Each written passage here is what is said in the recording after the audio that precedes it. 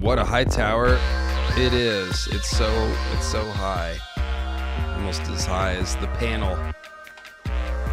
Hey there, friends. Oh, I'm already here. A time loop. We're not doing that.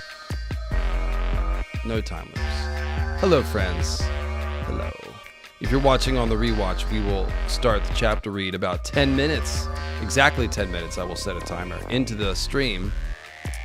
We are going to take the time, the previous 10 minutes that's about to happen, but will be previous if you skip ahead, to loosen up the banter, check in with everyone, tell dog stories, and hype up next month's videos. I've got so many videos coming, you guys. If you like David Lightbringer videos, you've come to the right place.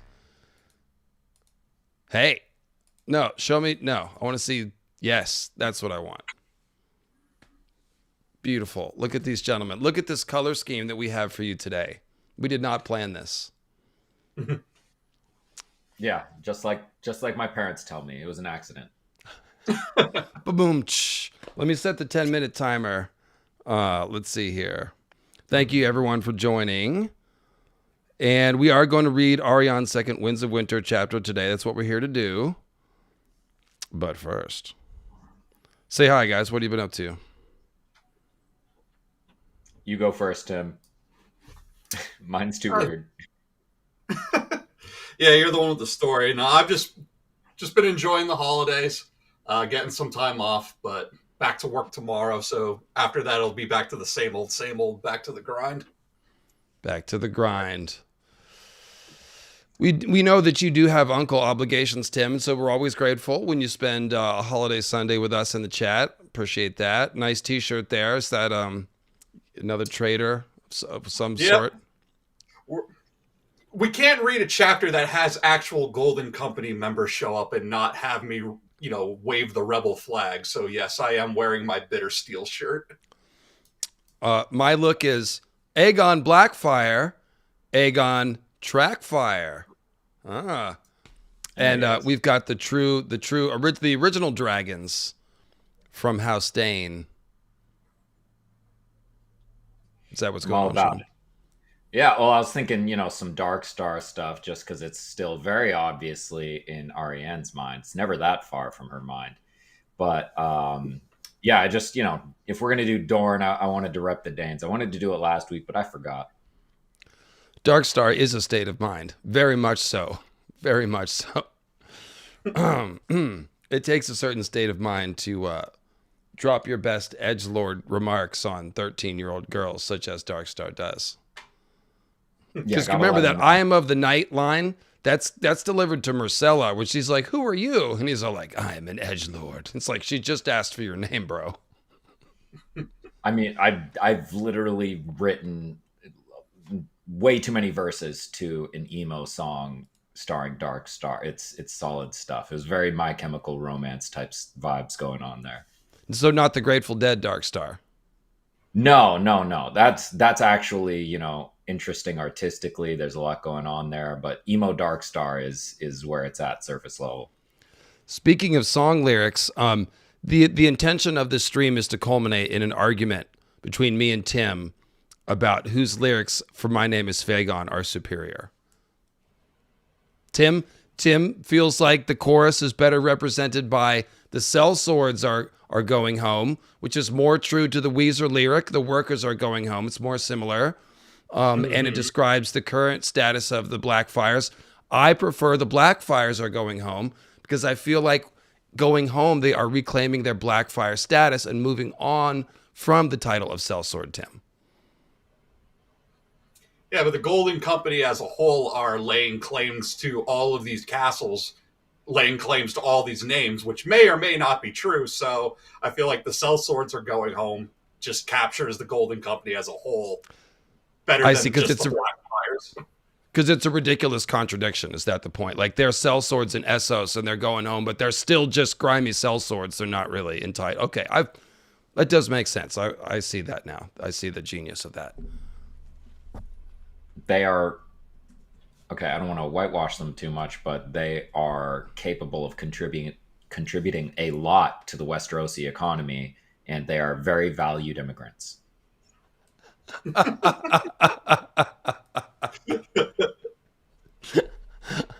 Let's bring in the chat on that note. Well done, Sean. Well done. Okay. You're all, first of all, thank you for coming. You're all valuable. Your value is not your economic worth. It's the broadness of your smile and the joy that you bring. Oh, you got me. Yeah. The dog story. That's what the joy is. My dogs tried to homeward bound me. I'm not going to go into too much, but we didn't even know that our dogs escaped the house or the yard, but they did. And we found out because our neighbors started sending us porch cams of our dogs running around to each house. And yeah, we don't know how they got out.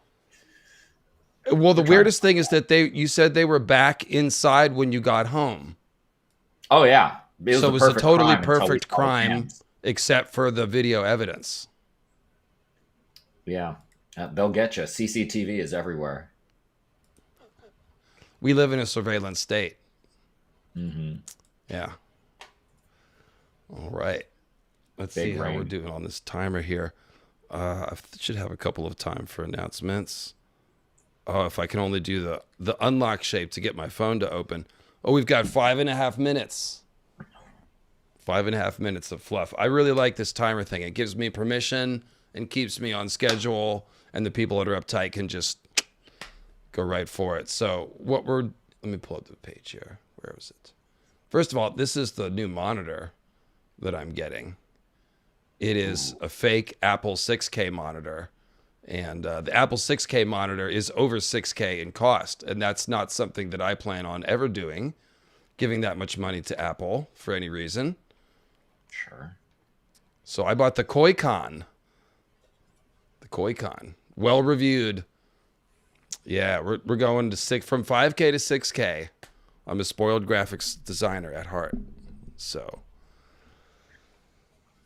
that's what I did with my Black Friday mojo.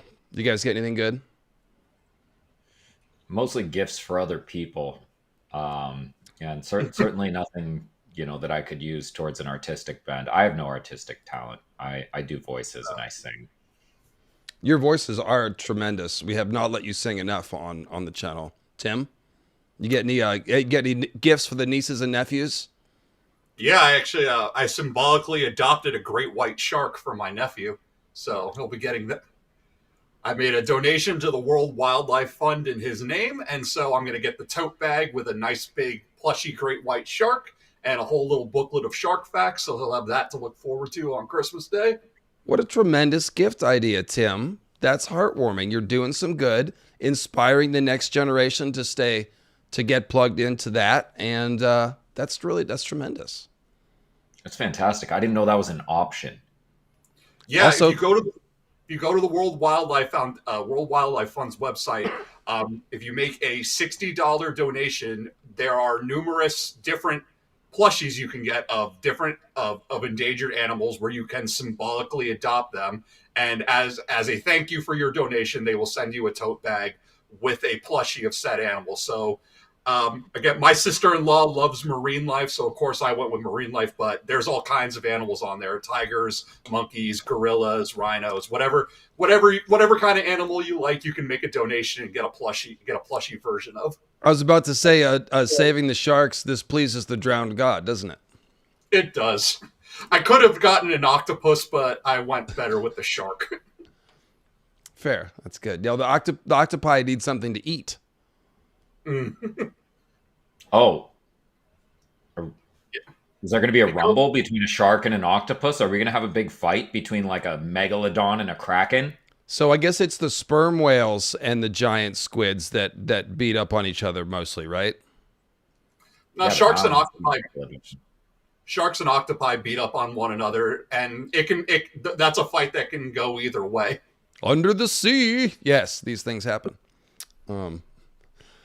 So what do I got for y'all? I had something. Oh, yes, videos that I'm making. That's right. So I took this week off. I was going to try to slam out a video this week because I have no mercy on myself whatsoever. But I decided to take the week off which means I worked all week. This is me taking the week off. I didn't put out a video. I recorded a couple of things, though. So I recorded all of Tyrion Targaryen, which is now part 1 and part 2, surprising no one. I decided not to put out a 2-hour Tyrion video. It's going to be 2 45-minute-ish videos. One's going to be Aerys plus Joanna equal... Okay, let me just show you. I want y'all to get hype. That's the point. So Aerys and Joanna equals Tyrion. This will be part 1. Okay? You can see the nice... You see what's happening. It's family portrait here. Okay? And then part 2 will look like this. And this will be Tyrion, 3rd head of the dragon. And so the first one will have all the Aerys, Joanna, Tywin, logistical arguments for Tyrion being a Targaryen, as well as some literary clues with Jon and Tyrion about being bastards and kings and things like that. And then this part 2, this will have all the dragon dreams and little dragon remarks and comparisons to Targaryens and analysis of Syvast dragon pieces, etc., etc. I did find some new stuff, and I've also just done the work of collecting all the Tyrion Targaryen info and organizing it as only I can, or me and 10 other people on YouTube. So that's what I got. And then after those 2, at the end of the month, oh no, actually those, I've got more. So before those 2, I'll have this video. This will be next week. 16 most magical characters. That will be out on probably Wednesday morning. Tyrion part 1 will be the following week. Then Tyrion part 2. So this will be a ranking thing. This video is almost a damn near an hour long too. Even if you just do like 5 minutes on every character, that's where you get to. So that'll be fun. You can see who I ranked at number 1 and all that stuff. Shut up. Who set that alarm? And then at the end of the month, I'll have one more, which is going to be... Oh, I haven't made a thumbnail for that. It's going to be the false heads of the dragon. The 3 false heads of the dragon theory that we sort of brainstormed in the chat the other day. So, on the stream, I should say. So that's it. That's what I got going for y'all. Lots of videos, so get excited. And, let's get the chapter started so I can fulfill my promise to the skipper of headers from 10 minutes ago. My name is Arianne, got a team full of boy toys. I'm fresh off my first plot, but I've still got no poise. Got no poise. Got no poise. Yeah. And that's done. See, when you do a good job, you can hear the melody right in the words. That's well done. There was a super chat before that of someone supplying lyrics. That's also really, at risk of being perverted to our Under the Sea theme. Got no porpoise. Got no porpoise. We could do something with Don't Want No Scrubs, maybe. Oh, I think I did. Don't Want No Squids. I did that for Theon one time. No squids, yeah. Lots of tentacles to hang out the side of the passenger. Anyway, things are better when this Blackfire's in bed with the Martell Queen. Let me tell you about it. Let's see. Oh, this is, you did 2 I can't sing that much. And on Time Storm's End is already mine. See, we're gonna have so many versions of this. Mm-hmm. Pretty soon there'll be so many versions of it that the AI will be able to train on them all and amalgamate them into a more terrible average of all of them.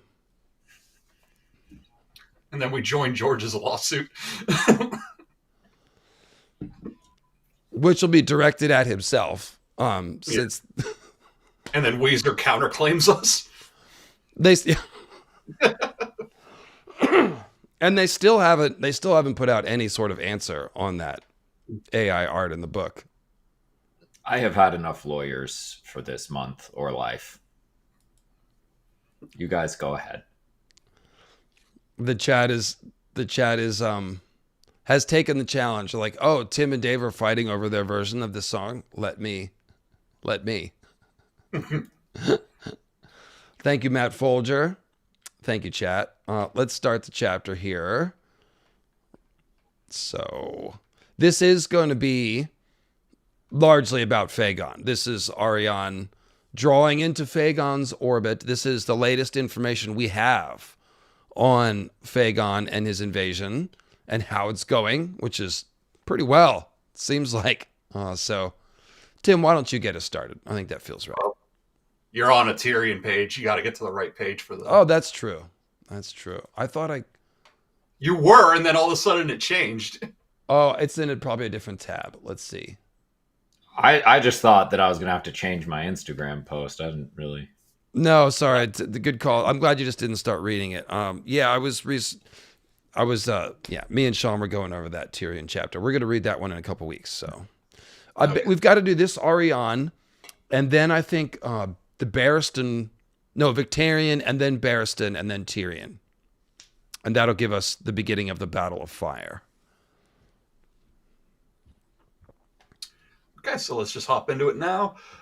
All along the south coast of Cape Wrath rose crumbling stone watchtowers, raised in ancient days to give warning of Dornish raiders stealing in across the sea. Villages had grown up about the towers. A few had flowered into towns. The Peregrine made port at the Weeping Town, where the corpse of the young dragon had once lingered for 3 days on its journey home from Dorne. The banners flapping from the town's stout wooden walls still displayed King Tommen's stag and lion, suggesting that here at least the writ of the Iron Throne might still hold sway. Do you want to continue with Arianne's voice, Sean? Sure. Yeah. Guard your tongues, Arianne warned her company as they disembarked. It would be best if King's Landing never knew we'd pass this way. Should Lord Connington's rebellion be put down, it would go ill for them if it was known that Dorne had sent her to treat with him and his pretender. That was another lesson. Oh, did I just keep talking into the voice? Now you have to do all the narrator voice and Arianne voice too. Yeah. Long ago, in a hole in the ground, there lived a hobbit. My girlfriend ain't no hobbit. Oh, Christ. I'm too stoned for that, Sean. It's going well. That was another lesson that her father had taken pains to teach her. Choose your side with care, and only if they have the chance to win. They had no trouble buying horses, though the cost was 5 times what it would have been last year. They're old but sound, claimed the hostler. You'll not find better this side of Storm's End. The Griffin's men seize every horse and mule they come upon. Oxen, too. Some will make a mark upon a paper if you ask for payment, but there's others who would just as soon cut your belly open and pay you with a handful of your own guts. If you come on any such, mind your tongues and give the horses up. George loves the concept of the IOU. One thinks of Dumb and Dumber and the IOUs. But he does that with the Hound and barracks men. They're like, oh yeah, we scribbled some note on some parchment, and it's always like, yeah, sure, here you go, yeah, you're paid. It's like, so it's a more. Go ahead. Sorry. Oh, I heard ghosts. Sorry, I thought I was interrupting nobody. I'm so paranoid about interrupting and talking over people. I'm like, what? I'm sorry. I was saying, it's just more Feast for Crows stuff. Like if the price of horses has gone up 5-fold, it means the price of everything is going up, which means if you're a regular person, you're not just paying more gold for the horse, you can't get a horse. So let's point that out. Yeah. But go ahead.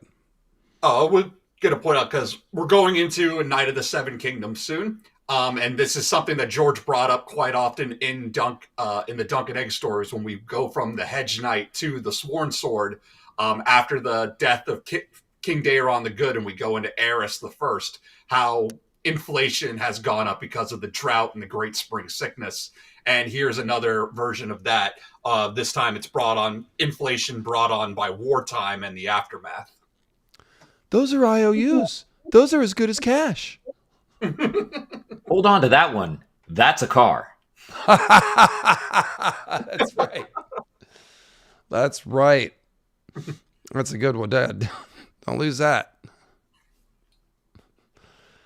The town was large enough to support 3 inns, and all their common rooms were rife with rumors. Arianne sent her men into each of them to hear what they might hear. In the broken shield, Daemon Sand was told that the great sceptre on the Hulf of Men. What's the Hulf? Is that some Welsh word for island? Somebody figured out. The Hulf of Men. Jeez. Yeah, sorry. I failed the linguistics. Is that like hold fast, but if you have mashed potatoes in your mouth?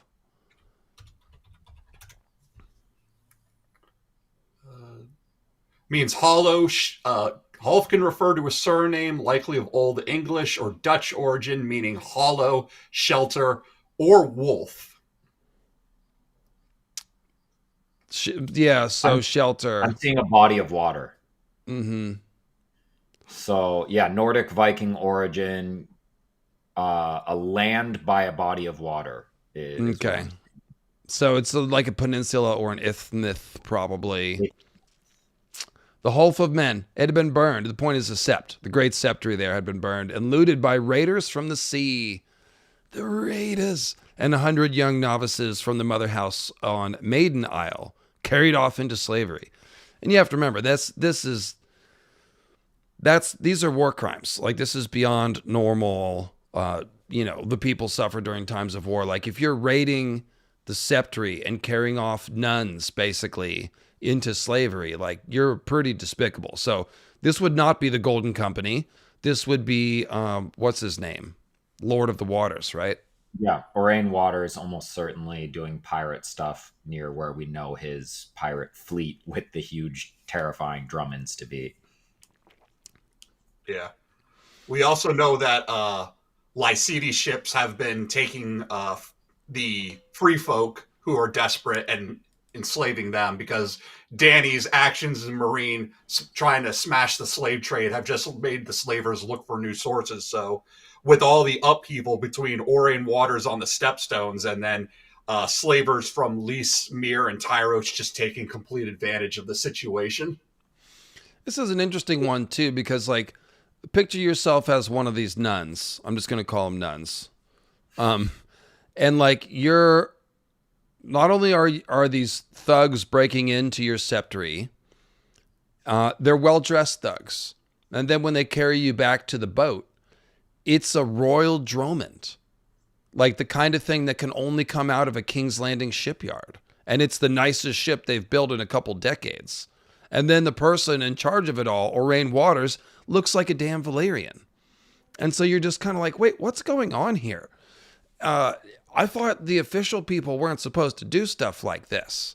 And so you kind of have the feeling like when you read the news these days and you read about the president like executing the wrong drug dealers in the water, but then pardoning even bigger drug dealers that have dealt way more drugs, just full pardons. And you're like, wait, what's going on here? Like, I thought the people in charge were supposed to be enforcing some sort of order. And it's like, well, yeah, but it's not the order you think it is. Like, this is the dark underside of the world here, but it's somehow connected. It's in the trappings of like the royal Dromans. It's just so interesting to me.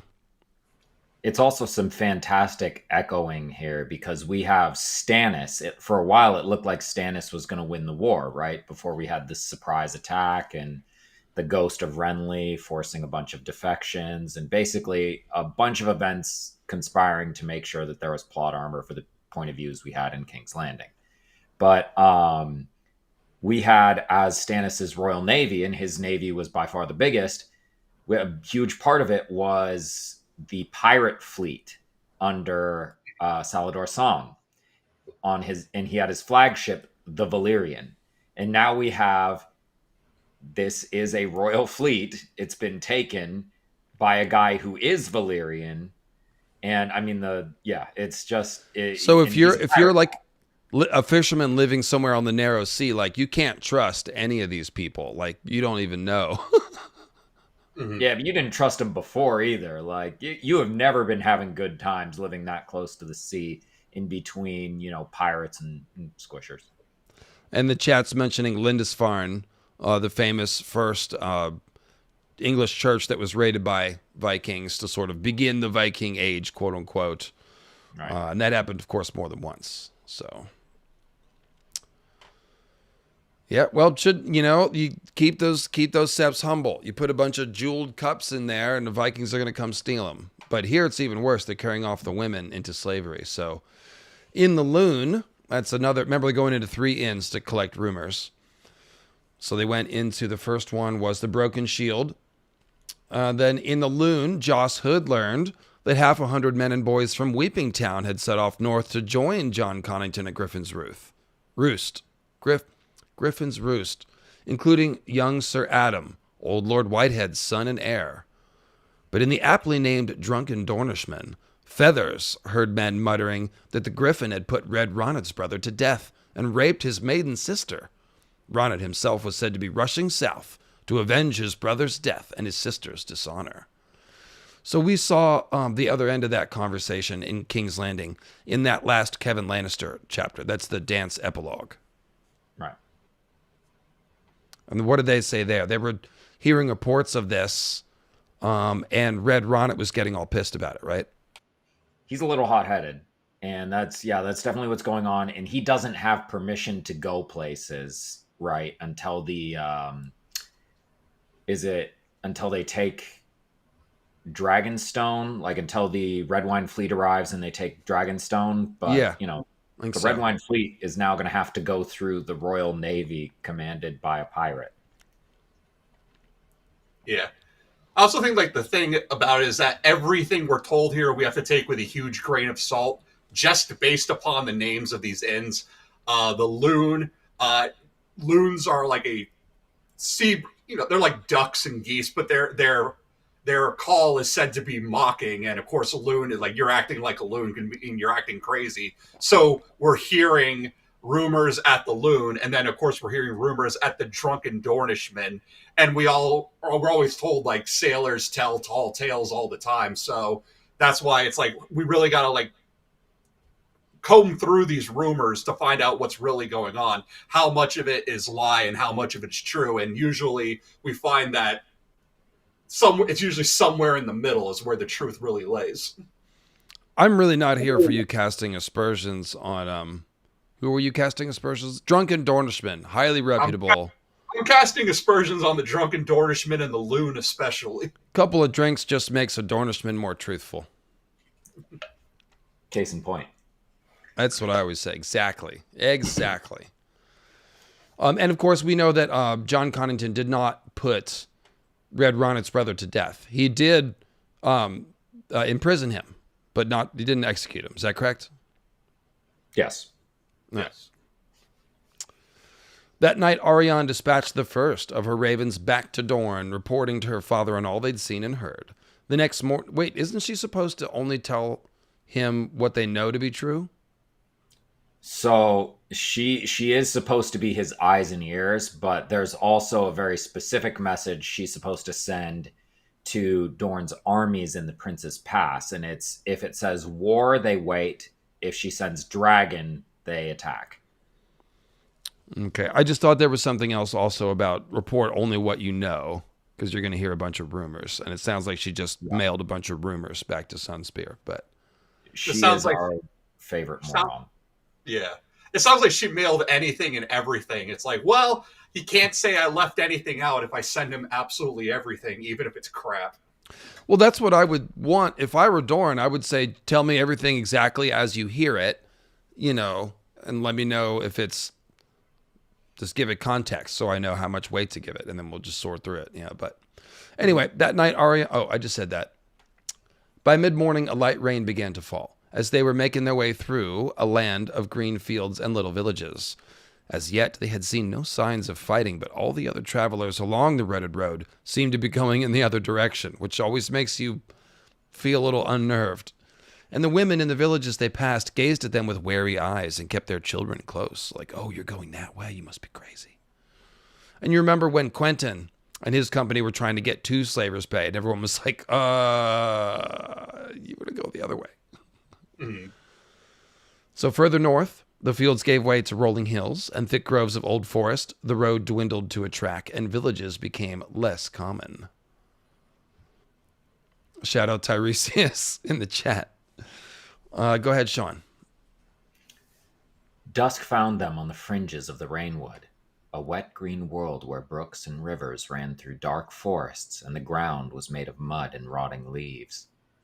Huge willows grew along the watercourses, larger than any that Arianne had ever seen, their great trunks as gnarled and twisted as an old man's face, and festoons with beards of silvery moss. Trees pressed close on every side, shutting out the sun.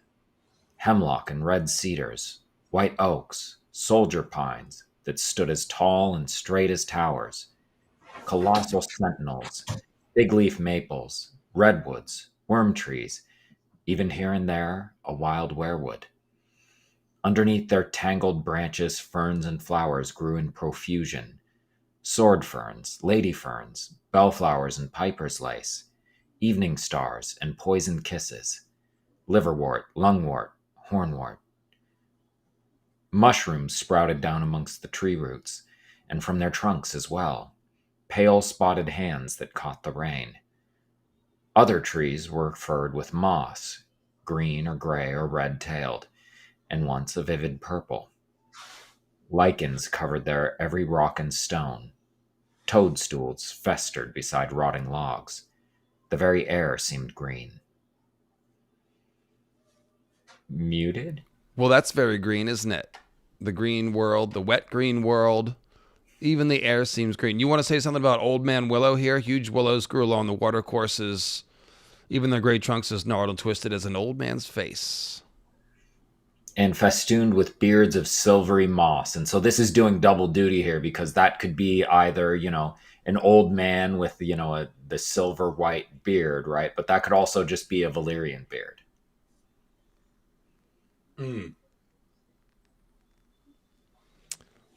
Maekar the willow tree. An Old Man Willow, that's from Lord of the Rings, right? Old Man Willow's from Lord of the Rings, but I mean, the motif is basically just, a winter tree, right? Yeah, I guess so. Let's see here. What else is going on? I like the mushroom hands. That's kind of cool. It's kind of the same weirwood mushroom symbolism that we're used to, but it's a nice one. I feel like this paragraph is George cracking his fingers after he's finished dance and he's like getting into winds. And he's like, I just need to warm up with some descriptions of trees. And he just like kind of these are all the trees he's ever described. Worm trees I've not heard of before. That's kind of a new one, isn't it?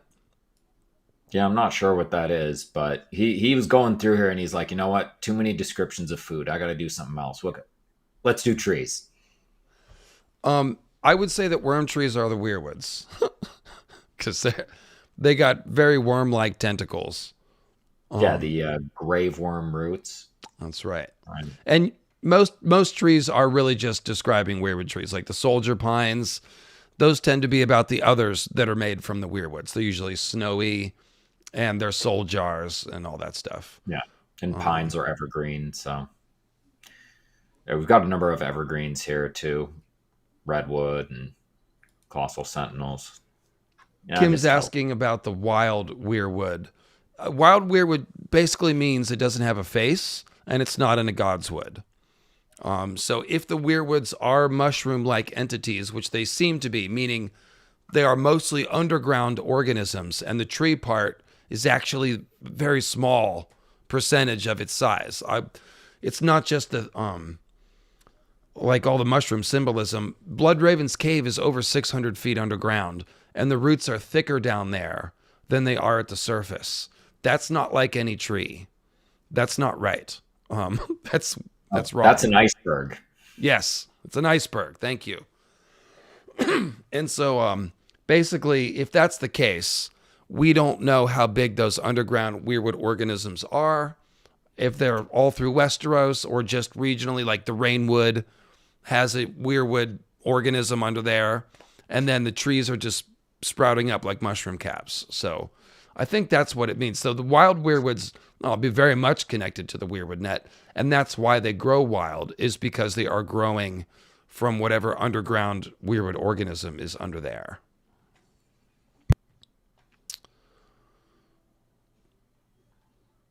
Tim's sick of it. He's done. Bye, Tim. Hope you find your dad. They didn't ask me any questions in like 5 minutes, man. Why'd I even show up here? They always complain about my shirts, man. I go through so much work to put on these thematic shirts, and Dave just complains. Well, Bittersteel's a traitor. What do you want? Yeah, turned his cloak and ran. Bittersteel was at January 6th. Tim, you heard all that, right? Yeah, I came back to Bittersteel was at January 6th.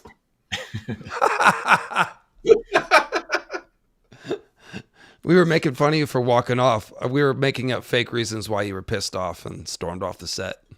No, I had to figure out what all that noise going on in the background was because I didn't want it picking up. Okay. Well, I feel like I'm warmed up now, so that's all I needed. Chat, we're not really dissing the Bittersteel shirt. We're just talking. Tim, I was like, they always make fun of my shirts, man. I go through so much effort to wear these theme shirts, and Dave just makes fun of me. Every week I try and stay on theme, and it goes so unappreciated. Exactly. Thank you. That is how you feel, isn't it? No. No, we need to get back to the story. I did a theme. Look, guys, my YouTube channel. I'll run it how I goddamn want to. Okay, you're right, though, Tim. We should get back to the story. Why don't you pick it up with Arianne here? Okay. Arianne had once heard her father and Maester Caelid arguing with a Septon about why the north and south sides of the Sea of Dorne were so different. Look, Tim, look, no, stop trying to.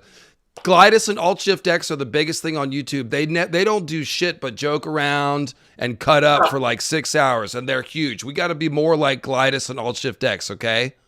Yeah, in fact, I refuse to be on task.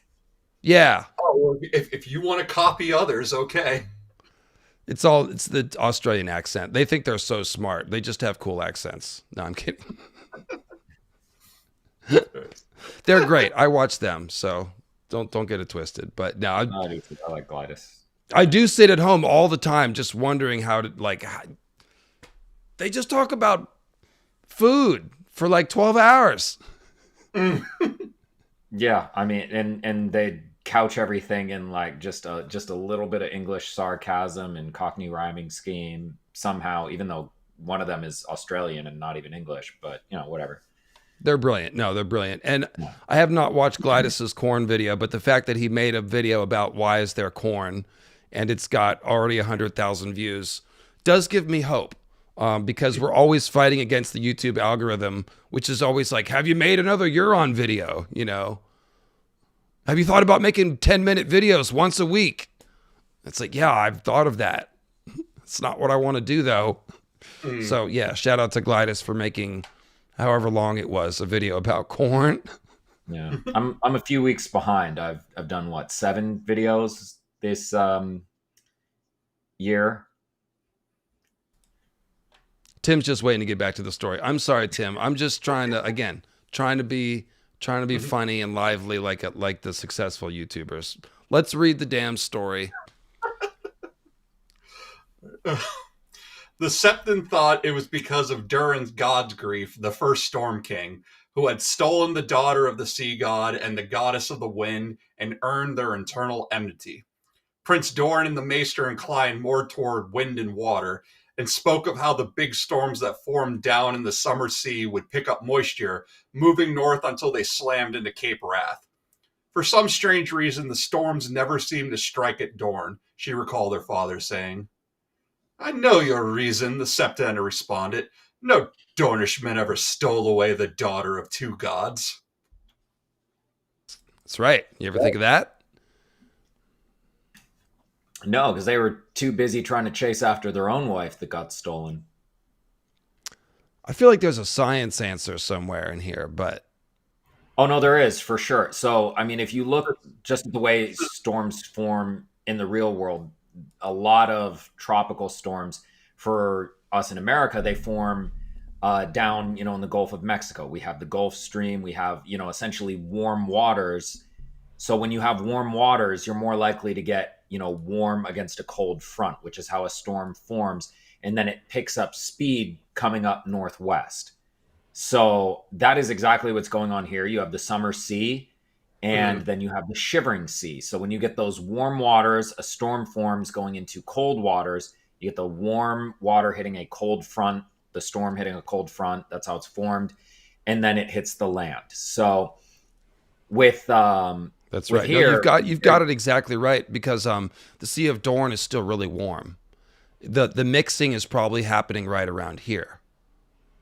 Yeah, well, and it's picking up speed the whole way. And the thing is, there used to be a natural barrier with the Arm of Dorne.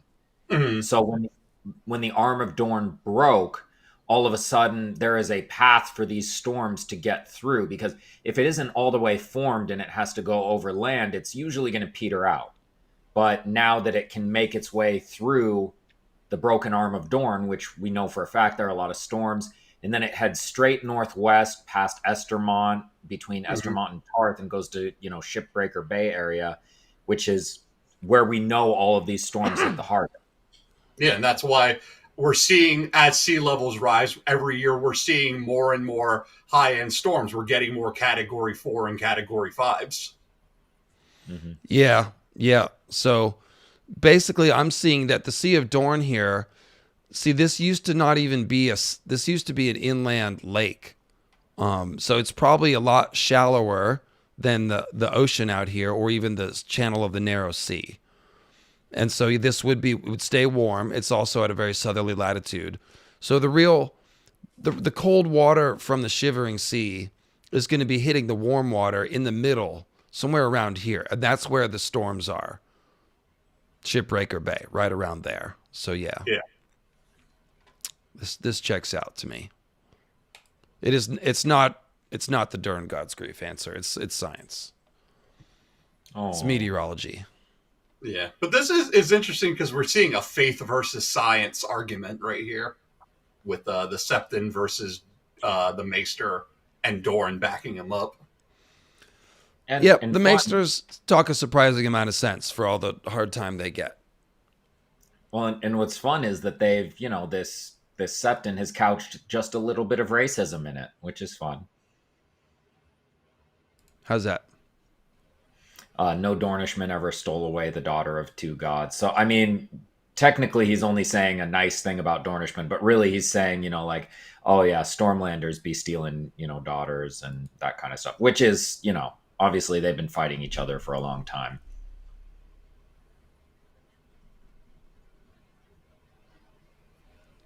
I'm gonna go. It's like you don't have what it takes to steal the daughter of a god. So he makes it sound like in faith-based that would be good, but really it's a backhanded compliment. Yeah, well, and they don't even believe in the gods in question anymore. They have their own 7, and none of them are the god. Was it the wind and the sea? Yes.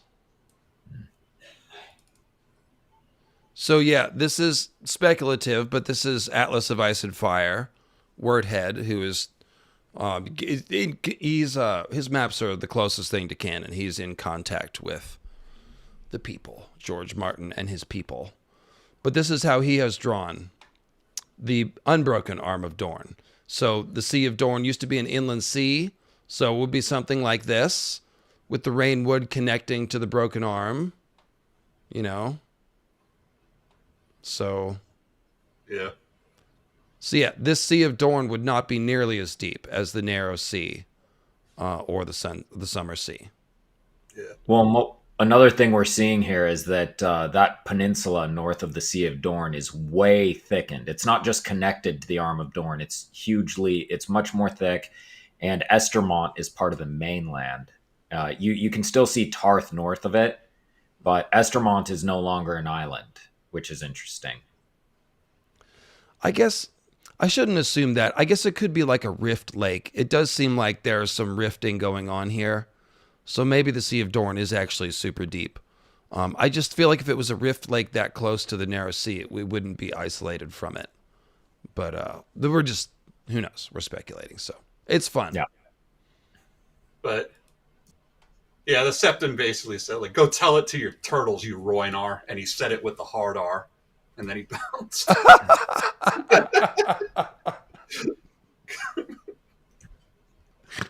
was, And George took that personally. and he did take that personally. Don't talk about the turtles, all right? Yeah.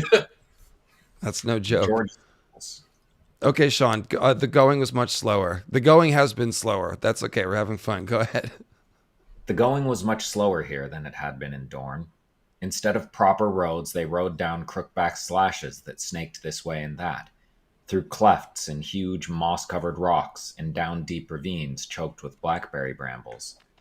Sometimes the track petered out entirely, sinking into bogs or vanishing amongst the ferns, leaving Arianne and her companions to find their own way amongst the silent trees.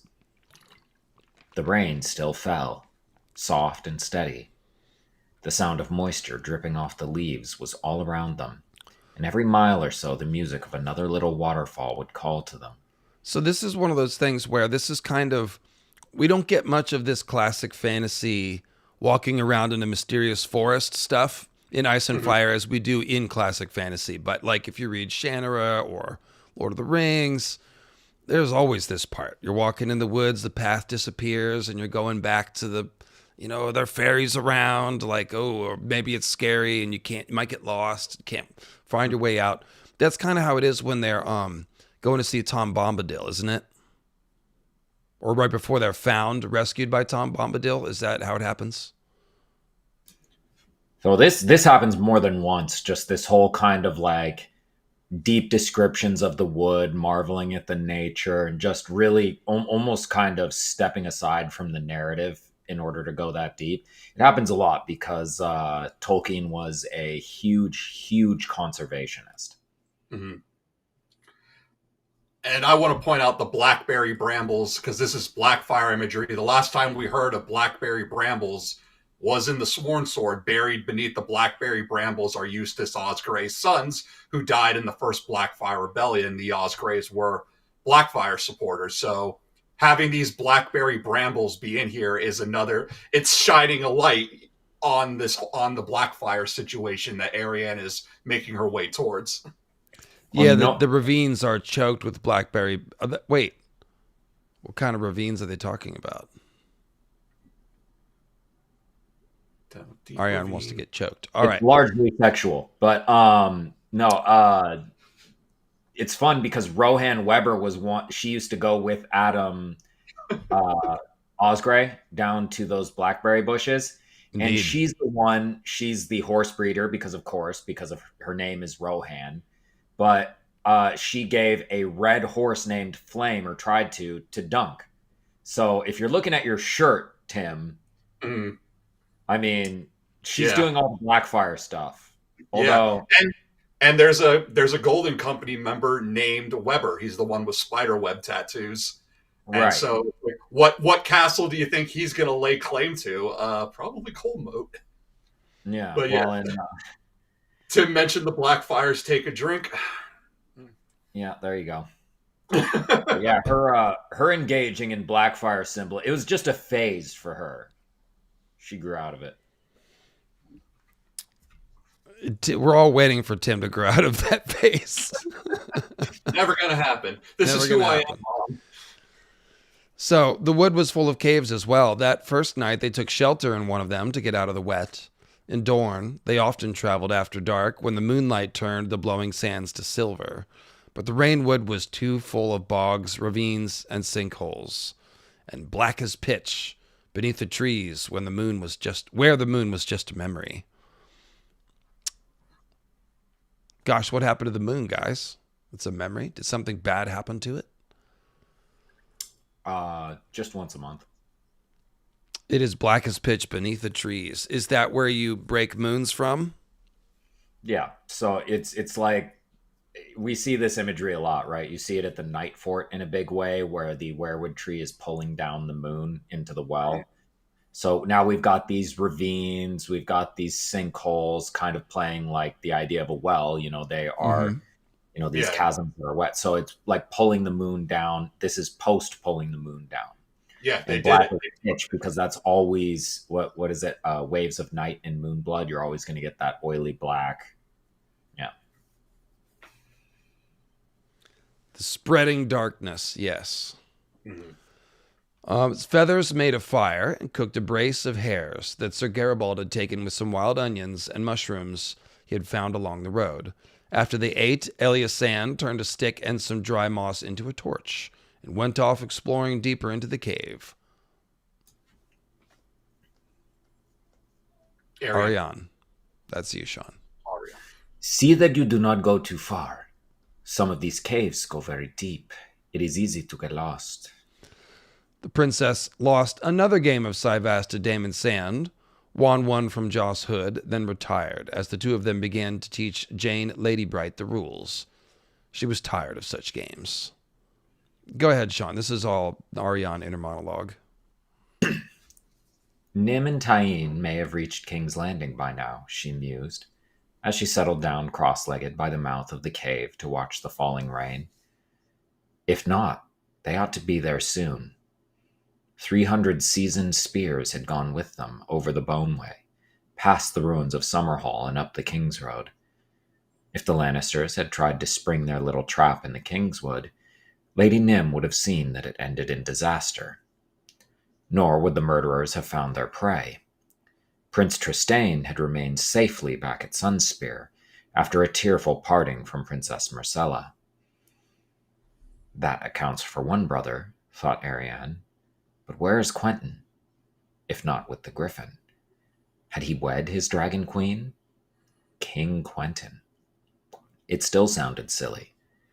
This new Daenerys Targaryen was younger than Arianne by 6 years. What would a maid that age want with her dull, bookish brother? Young girls dreamed of dashing knights with wicked smiles. The answer was nothing, by the way. I just wanted to pipe in and say she wanted nothing to do with him whatsoever. Yeah, he didn't win that one. But to be fair, when she's saying young girls dream of blah, blah, blah, she's telling on herself some more here. Exactly. Well, she's grown up now. Yeah. I'm grown up now. I just, God, I really wish that I could have just, torn up Darkstar one last time. He has a wicked smile. So wicked. Oh, Damon Sand has a beating heart and a half-decent smile. Maybe he'll... Anyway. He's a dashing knight. Where were we? It sounded silly. Go ahead. Not solemn boys who always did their duty. Oh, I thought you were taking over. Sorry. No. She will want Dorne, though. If she hopes to sit the Iron Throne, she must have Sunspear. If Quentyn was the price for that, this Dragon Queen would pay it.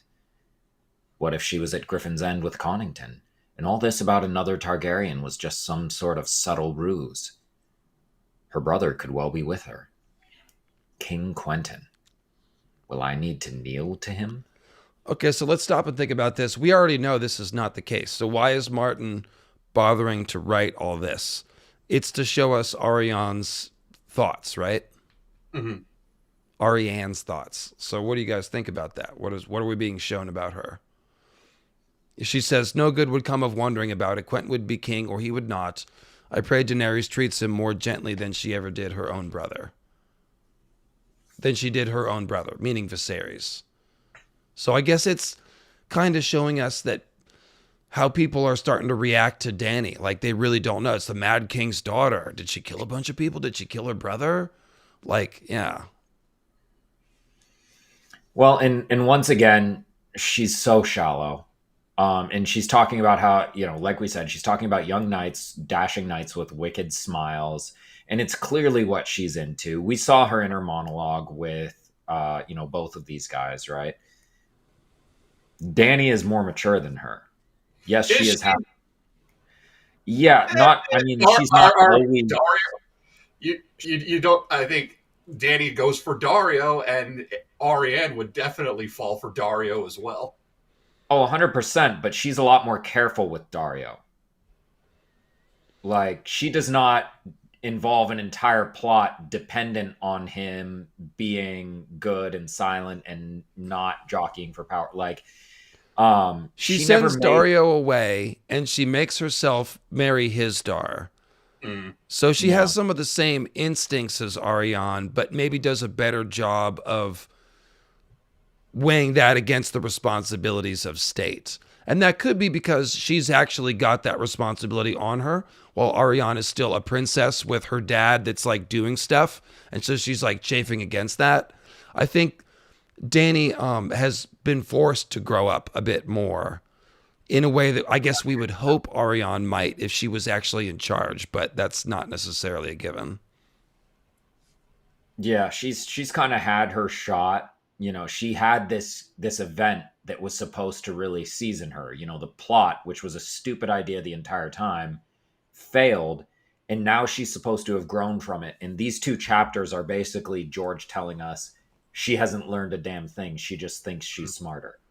Yeah. I do think Dany's more mature. Yeah. Go ahead, Tim. So that's definitely true what Sean just said. She hasn't learned a damn thing. That's why she still has these thoughts.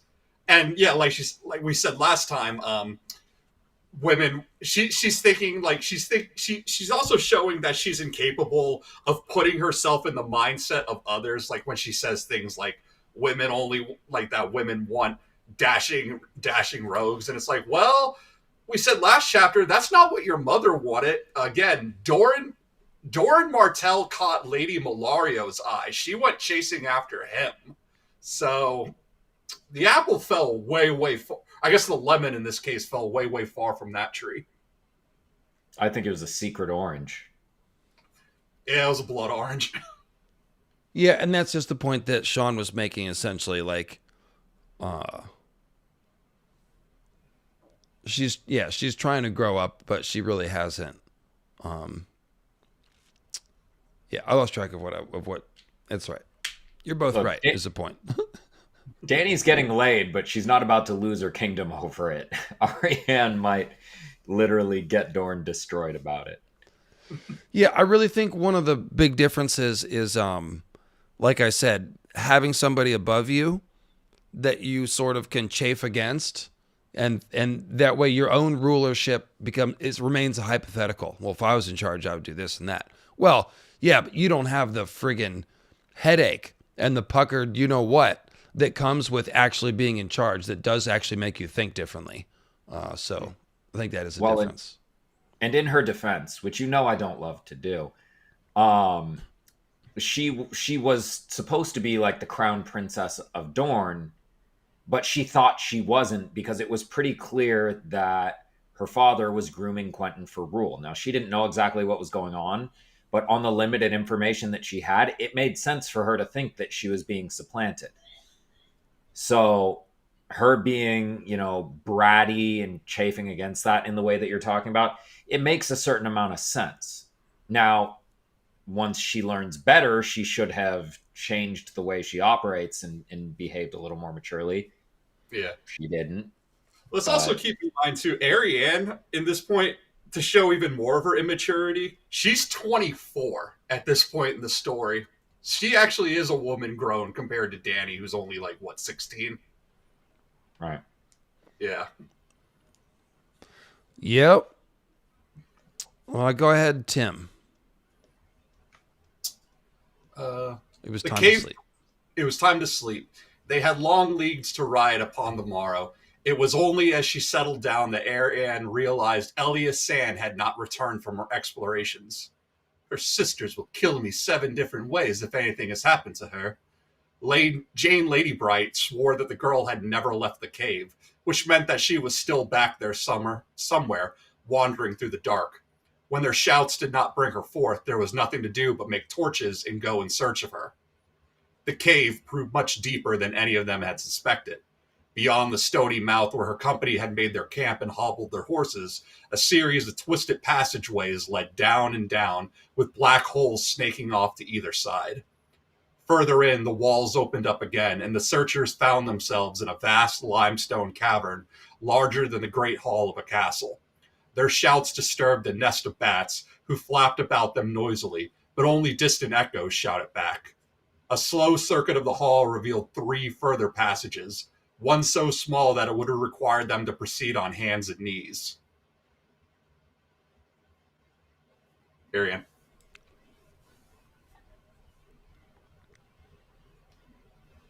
You're muted, Sean. Princess Sean. Faces, said Arianne. So many sad eyes staring. No, it was, we will try the others first. Oh my god, I'm sorry. All right. You jumped a whole paragraph ahead. A whole paragraph. I was looking at the other window and I didn't see when you scrolled down. Now I see where I botched it. All right. Let it slide this once. We will try the others first. Damon, come with me. Garibald, Joss, you try the other one. The passageway Arianne had chosen for herself turned steep and wet within 100 feet. The footing grew uncertain. Once she slipped and had to catch herself to keep from sliding. More than once she considered turning back, but she could see Sir Damon's torch ahead and hear him calling for Elia, so she pressed on. And all at once she found herself in another cavern, 5 times as big as the last one, surrounded by a forest of stone columns. Damon Sand moved to her side and raised his torch. Look how the stone's been shaped. Oh, sorry. Damon Sand. Yeah, no, you're David Sand. I know, I had an actual voice. Look how the stone's been shaped, he said. Those columns and the wall there. See them? Faces, said Arianne. So many sad eyes staring. This place belonged to the children of the forest. 1,000 years ago. Arianne turned her head. Listen, is that Joss? Okay, so before we get to the faces, I just want to say that, like, walking around in a cave is very terrifying.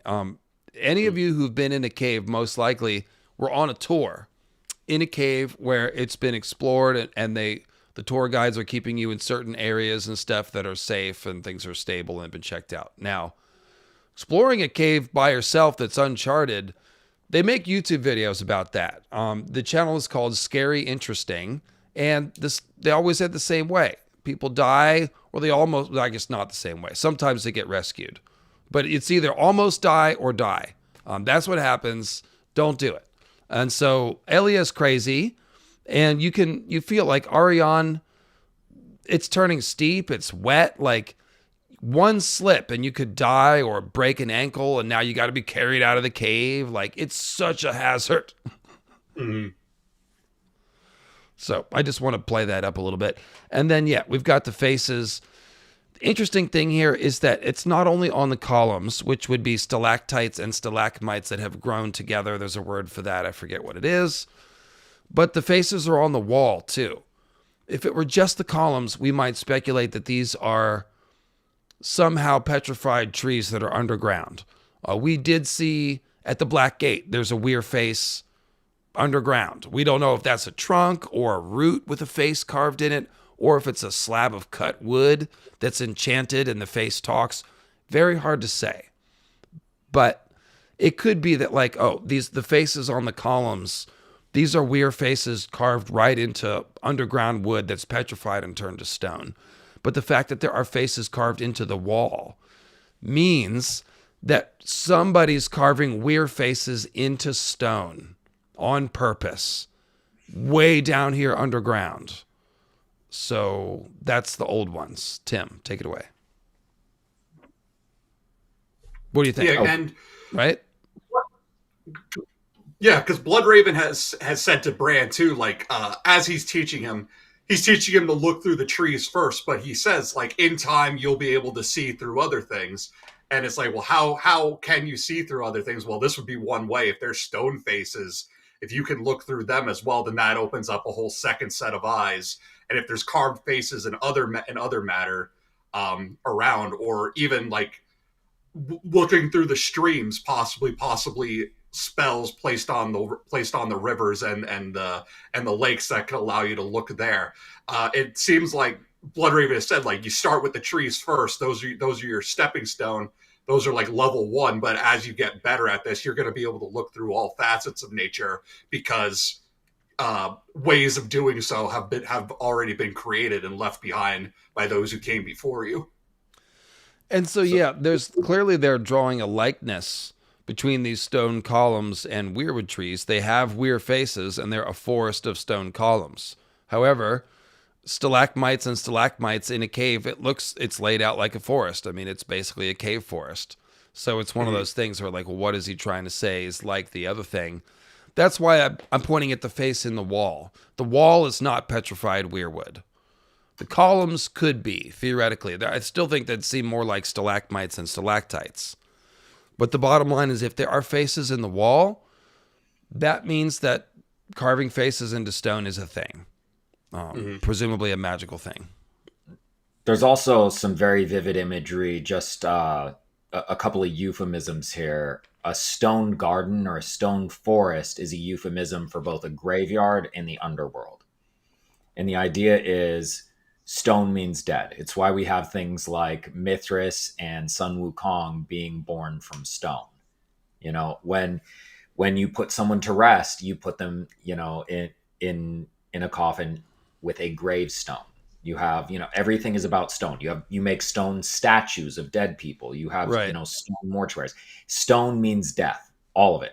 And so when you talk about, you know, Hades in Greek mythology, it's constantly referred to as a stone garden or a stone forest. So right now, what we have here, in no uncertain terms, is stone forest. We have we have tree roots. We have stone stalagmites and stalactites connecting into columns, maybe. We have, you know, stone walls. They're all being carved. This is an underworld location. And they're literally using the terms forest in here as well. So we just another small connection is she has 5 passageways while we talk about, you know, underground trees. To me, that's talking about like weirwood leaf, which are hands, you know, 5-fingered hands. So all of this screams underworld, and the way that the underworld is used in A Song of Ice and Fire is the weirwood net. You go into the trees, and that makes a lot of sense, especially during a Dorne chapter, because one of the foremost underworld locations in Dorne is called the Hellholt, and Holt just means wood. So Right. it's like a wood of the underworld, the Hell wood. Yep. We know what that's about. The Weirwood Net Underground. Happy 420. All right, so it was Joss. The other searchers had found Elia, and she and Damon learned as they made their way back up the slippery slope to the last hall. The passageway led down to a still black pool, where they discovered the girl up to her waist in water, catching blind white fish with her bare hands, her torch burning red and smoky in the sand where she had planted it. So that sounds like there might be symbolism happening. We've got the ubiquitous black pool that we always find. It's in the Winterfell Godswood. It's in the House of the Undying, the Womb of the World. It's a recurring motif. Obviously, this is an underworld, you know, the River Lethe, or, you know. It's another thing too. It's definitely Beowulf. And the big thing is that they go under through a huge body of water. They sink way, way down and then go through a cave. And the cave has so many torches and stuff. It's described as like, you know, lighting up the water outside, fiery lake, just to let you know that there's underworld symbolism going on. And that is actually where Tolkien got a lot of his imagery for places like Gollum's Little Lake, which is what's happening now. She's Right. on a slippery slope catching blind white fish in the water with her bare hands. That's Gollum. Yeah. And then her torch burning red and smoky in the sand where she had planted it. When you plant a piece of wood that has a fiery canopy, that's weirwood. Yeah, the burning tree of the gods. Yep. So this is a weirwood cave with a golem. Yeah, and because we have the same thing with Bloodraven's cave when Mira Reed is catching blind white cave fish, but she's jabbing them with her frog spear. And of course, like the blind white fish, blind fish twisted and deformed is what swims in the river ash. So the fish that live in the river ash sound like cave fish outside of a cave. They're in a place where they shouldn't be.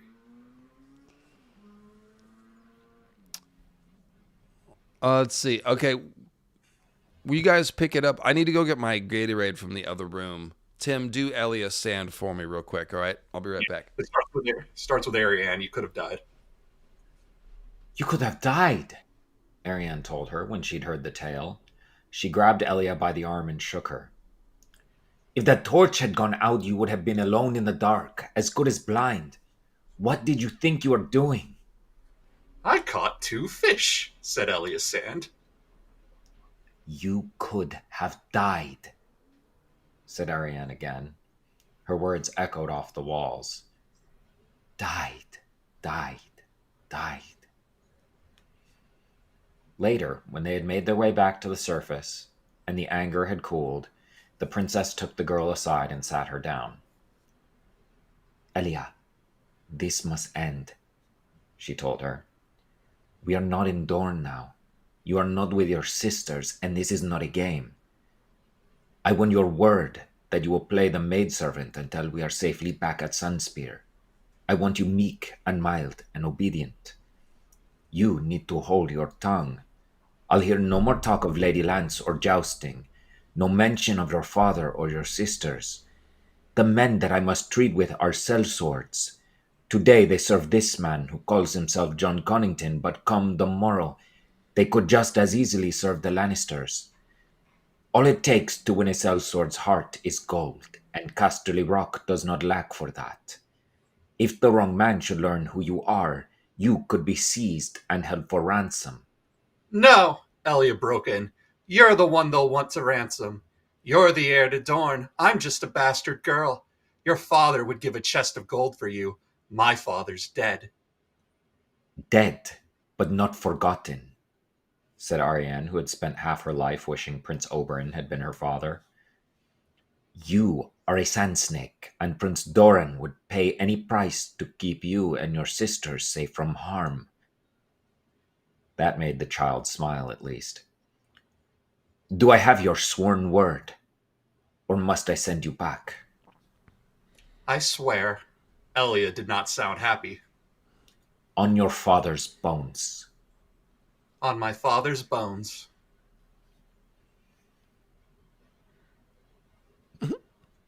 That vow she will keep, Arianne decided. That sounds confident. She kissed her cousin on the cheek and sent her off to sleep. Perhaps some good would come of her adventure. I never knew how wild she was until now, Arianne complained to Daemon Sand afterward. Why would my father inflict her on me? Vengeance, the knight suggested with a smile. The chat is going to town on this, suggesting that Doran is forcing her to be the mother, essentially, to make her more think about being responsible, I guess. Or maybe Elia is serving as a bit of a mirror to Arianne of what Arianne looks like to Doran. Both. I would say both. Yeah. Like let you put up with a little version of yourself. And as you said, like that last exchange with Elia, that's like the one time Arianne has been an adult ever since we've met her. Yeah. Yeah, I think we saw the point of it right there, didn't we? Yeah. It's also, she says, do I have your sworn word? And then she immediately talks to her sworn sword, which is kind of, it's like one level off. It's kind of, there's a big theme of like the killing word that George uses a bunch of interesting imagery with, where he'll have people put a dagger in their teeth so that there's like death in their mouth, killing word type stuff. And it's just kind of about how like, it's a magic thing, spells that you speak are powerful and can kill. And so like different ways to show that. So sworn word, sworn sword being kind of an interplay is interesting to me. Yeah, I think he does like that motif. I've definitely picked up on that before. So they reached the Mistwood late on the third day. Sir Daemon sent Joss Hood ahead to scout for them and learn who held the castle presently. 20 men walking the walls, maybe more, he reported on his return. Lots of carts and wagons. Heavy laden going in, empty going out. Guards at every gate. Banners? Gold on the gatehouse and the keep. What device did they bear? None that I could see, but there was no wind. The banners hung limp from their staffs. That was vexing. The Golden Company's banners were cloth of gold. devoid of arms and armament, but the banners of House Baratheon were also gold, though theirs displayed the crowned stag of Storm's End. Limp golden banners could be either. Were there other banners, silver gray? All the ones I saw were gold, Princess. She nodded. Mistwood was the seat of House Mertens, whose arms showed a great horned owl, white on gray. If their banners were not flying, likely the talk was true, and the castle had fallen into the hands of John Connington and his swords. We must take the risk, she told her party. Her father's caution had served Dorne well. She had come to accept that, but this was a time for her uncle's boldness. On to the castle. Shall we unfurl your banner? Asked Joss Hood. Not as yet, said Arianne. In most places it served her well to play the princess, but there were some where it did not. Half a mile from the castle gates, 3 men in studded leather jerkins and steel half-helms stepped out of the trees to block their path. 2 of them carried crossbows, wound and notched. The third was armed only with a nasty grin. "And where are you lot bound, my pretties?" he asked. Who? You, Daemon Sand. Damon. Oh, okay. Sorry, I was looking at the chat. I couldn't find my place. Couldn't find the word that you had just said. To Mistfall, to see your master, asked Daemon Sand. "Good answer," said the grinner. "Come with us." Mistfall's new sellsword masters called themselves Young John Mudd and Chain. Both knights to hear them tell it. Neither behaved like any knight that Arianne had ever met. Mudd wore brown from head to heel, the same shade as his skin, but a pair of golden coins dangled from his ears. The Mudds had been kings up by the Trident 1,000 years ago, she knew, but there was nothing royal about this one. Nor was he particularly young, but it seemed his father had also served in the Golden Company, where he had been known as Old John Mudd. George Chain really was has a half nickname. I'm just saying, he has a knack for the nicknames. Chain was half again Mudd's height, his broad chest crossed by a pair of rusted chains that ran from waist to shoulder. Where Mudd wore sword and dagger, Chain bore no weapon, but 5 feet of iron links, twice as thick and heavy as the ones that crossed his chest. He wielded them like a whip. That sounds fun. They were hard men, brusque and brutal, and not well spoken, with scars and weathered faces that spoke of long service in the free companies. Sergeants, Sir Daemon whispered when he saw them. I have known their sort before. Once Arianne had made her name and purpose known to them, the 2 sergeants proved hospitable enough. "You'll stay the night," said Mudd. "There's beds for all of you. In the morning you'll have fresh horses and whatever provisions you might need. Milady's maester can send a bird to Griffin's Roost to let them know you're coming." And who would them be? Lord Connington? The sellswords exchanged a look. "The half-maester," said John Mudd. "It's him you'll find at the Roost." Griffin's marching, said Chain. Marching where? Sir Daemon asked. "Not for us to say," said Mudd. "Chain, hold your tongue." Chain gave a snort. She's Dorne. Why shouldn't she know? Come down to join us, ain't she? That has yet to be determined, thought Arianne Martell, but she felt it best not to press the matter. At evenfall, a fine supper was served to them in the Solar, high in the Tower of Owls, where they were joined by the Dowager Lady Mertens and her maester. Though a captive in her own castle, the old woman seemed spry and cheerful. "My sons and grandsons went off when Lord Renly called his banners," she told the princess and her party. "I have not seen them since, though from time to time they send a raven. One of my grandsons took a wound at the Blackwater, but he's since recovered." I expect they will return here soon enough to hang this lots of thieves. She waved a duck leg at Mud and Chain across the table. We are no thieves, said Mud. We're foragers. Did you buy all that food down in the yard? We foraged it. The small folk can grow more. We serve your rightful king, old crone. He seemed to be enjoying this. You should learn to speak more courteous to knights. If you two are knights, I'm still a maiden, said Lady Mertens, and I'll speak as I please. What will you do? Kill me? I have lived too long already. Princess Arianne said, Have you been treated well, my lady?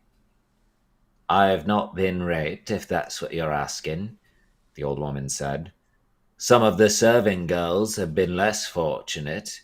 Married or unmarried, the men make no distinctions. No one's been doing any raping. Connington won't have that. We follow orders. Some girls were persuaded, might be. Chain nodded. The same way our small folk were persuaded to give you all their crops. Melons or maidenheads, it's all the same to your sort. If you want it, you take it. Lady Mertens turned to Arianne. If you should see this Lord Connington, you tell him that I knew his mother, and she would be ashamed. That I kind of love this. It's like no matter what big factors are happening, it's a high fantasy story. It still comes down to women going, I knew your mother and she'd be ashamed of you. Like there's no bigger trump card there. She's telling. Yeah, and Ariane's like, yeah, I might use that. Actually. So that night she dispatched her second raven to her father. Arianne was on her way back to her own chamber when she heard muffled laughter from the adjoining room. She paused and listened for a moment, then pushed the door open to find Elia Sand curled up in a window seat kissing Feathers. When Feathers saw the princess standing there, he jumped to his feet and began to stammer. Both of them still had their clothes on. Arianne took some small comfort in that as she sent Feathers on his way with a sharp look and a go. Then she turned to Elia.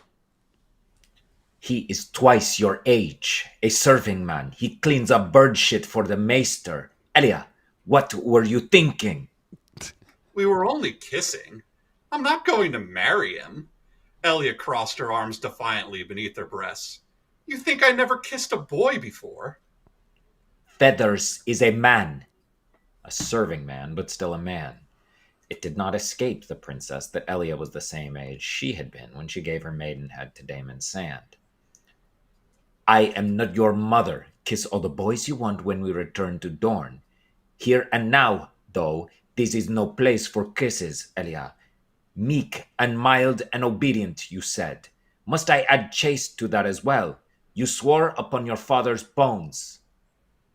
I remember, said Elia, sounding chastened. Meek and mild and obedient. I won't kiss him again. So this is the whole thing about treating children like adults, is they don't have adult judgment. Sometimes young adults don't have adult judgment either. But yeah, well, you said meek and mild and obedient. You didn't say that I couldn't make out with or sleep with anybody, and it's like, I said, yeah, don't we're not cause lawyers trouble here. Go ahead, Tim. The shortest way from Mistwood to Griffin's Roost was through the green, wet heart of the Rainwood, slow going at the best of times. It took Arianne and her company the better part of 8 days. They traveled to the music of steady, lashing rains beating at the treetops up above, though underneath the green great canopy of leaves and branches she and her riders stayed surprisingly dry. Chain accompanied them for the first 4 days of their journey north, with a line of wagons and 10 men of his own. Away from Mud, he proved more forthcoming, and Arianne was able to charm his life story out of him. His proudest boast was of a great-grandsire who had fought with the Black Dragon on the red grass field and crossed the narrow sea with bitter steel. Bitter steel! Chain himself had been born into the company, fathered on a camp follower by his sellsword father. Though he had been raised to speak the common tongue and think of himself as Westerosi, he had never set foot in any part of the Seven Kingdoms till now. And So yeah, what do you that's the thing. That's the thing we need to keep in mind, right? Is these guys view themselves as Westerosi. They've never been to Westeros. These are guys who are carrying on their grandfathers and their great grandfathers' grudges. I was just gonna say, it says, "Oh, Arianne was able to charm his life story out of him." How do you think that started? Like, oh, your chains are so thick. Like, what was Probably. the Arianne line there? I think it was about the chain. I mean, if you're trying to butter up somebody named Chains, he's got the big chain on his chest. I mean, that's where you start, right? Mm-hmm. I bet you could tie me up with those chains very well. Oh, that's maybe the second or third line. You got to warm up to that, Sean. I don't think she's much for foreplay. I give her at least one warm up line before she gets to that. But Yes, her great subtlety, yeah. the chat is falling over themselves to say yes. Okay. Sad tale and a familiar one. Arianne thought his life was all of a piece, a long list of places where he'd fought, foes he'd faced and slain with his chain, wounds he'd taken. The princess let him talk, from time to time prompting him with a laugh, a touch, or a question, pretending to be fascinated. She learned more than she would ever need to know about Mudd's skill with dice, 2 swords, and his fondness for red-haired women. The time someone made off with Harry Strickland's favorite elephant, Little Pussy, and his lucky cat, and the other feats and foibles of the men and officers of the Golden Company. But on the 4th day, in an unguarded moment, Chain let slip a, "Once we have Storm's End." Tim. The princess let that aside go without comment, though it gave her considerable pause. Storm's End, this griffin is a bold one, it would seem, or else a fool. The seat of House Baratheon for 3 centuries, of the ancient Storm Kings for thousands of years before that, Storm's End was said by some to be impregnable. Arianne had heard men argue about which was the strongest castle in the realm. Some said Casterly Rock, some the Eyrie of the Arrens, some Winterfell in the frozen north, but Storm's End was always mentioned too. Legend said it was raised by Brandon the Builder to withstand the fury of a vengeful god. Its curtain walls were the highest and strongest in all the 7 kingdoms, 40 to 80 feet in thickness. Its mighty windowless trum tower stood less than half as tall as the high tower of Old Town, but rose straight up in place of being... Can you move the arrow? Oh, sorry. Of being stepped, with walls thrice as thick as those to be found in Old Town. No siege tower was tall enough to reach Storm's End battlements. Neither Mangonel. Neither Mangonel nor Trebuchet could hope to breach its massive walls. Does Connington think to mount a siege? She wondered. How many men can he have? Long before the castle fell, the Lannisters would dispatch an army to break any such siege. That way is hopeless too. That night when she told Sir Daemon what Chain had said, the bastard of Godsgrave seemed as perplexed as she was. Storm's End was still held by men loyal to Lord Stannis when last I heard. You would think Connington might do better to make common cause with another rebel, rather than making war upon him too. Stannis is too far away to be of help to him. Capturing a few minor castles whilst their lords and garrisons are off at distant wars, that's one thing. But if Lord Connington and his pet dragon can somehow take one of the great strongholds of the realm... The realm would have to take them seriously, Sir Daemon finished, and some of those who do not love the Lannisters might well come flocking to their banners. That night, Arianne penned another short note to her father and had Feathers send it on his way with her 3rd raven. Young John Mudd had been setting out birds as well, it seemed, near dusk on the 4th day, not long after Chain and his wagons had taken their leave of them.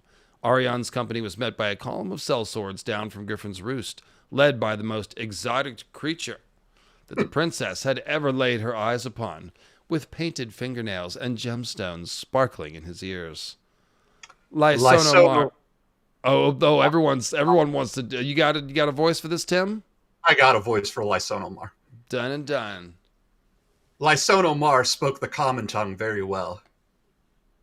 I have the honor to be the eyes and ears of the Golden Company, Princess. You look Like a woman? Ha! That I am not. like a Targaryen, Arianne insisted. His eyes were a pale lilac, his hair a waterfall of white and gold. All the same, something about him made her skin crawl. Was this what Viserys looked like? She found herself wondering. If so, perhaps it is a good thing he is dead. I am flattered. The women of House Targaryen are said to be without peer in all the world. And the men of House Targaryen? Oh, even prettier. Though if truth be told, I have only seen the one. Mar took her hand in his own and kissed her lightly on the wrist. Mistwood sent word of your coming, sweet princess. We will be honored to escort you to the roost, but I fear you have missed Lord Connington and our young prince. Off at war? Off to Storm's End? Just so.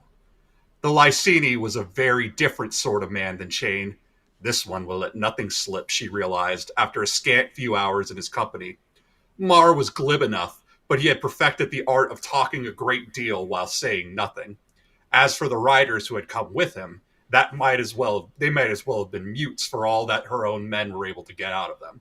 Okay, and this is where I want to stop and let's dissect Lysono Mar here for a minute.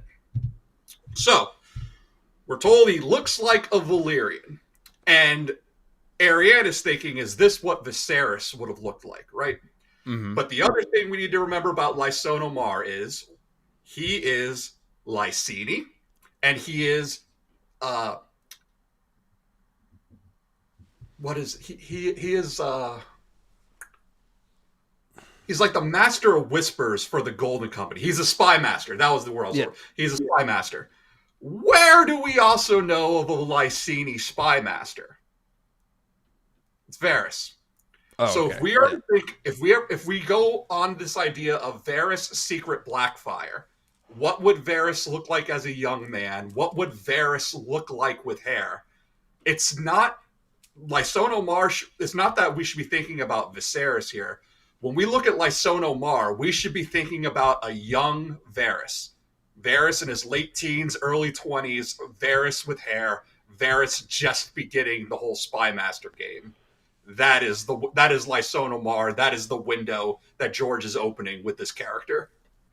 Well, and aside from the fact that, Varys has been shorn both head and shoulders, knees, and toes down there,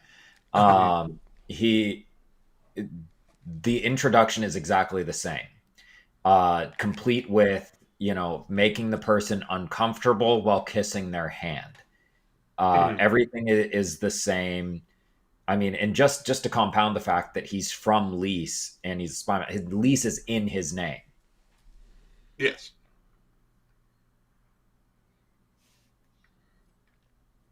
Lys Ono. Yeah. Yep. I think sometimes George does do this. Like Pretty Maris being what happened if Brienne left Westeros and became a sellsword, Yeah. He does do little alternates and what ifs and things like that. So this could be, maybe young Varys was more like this.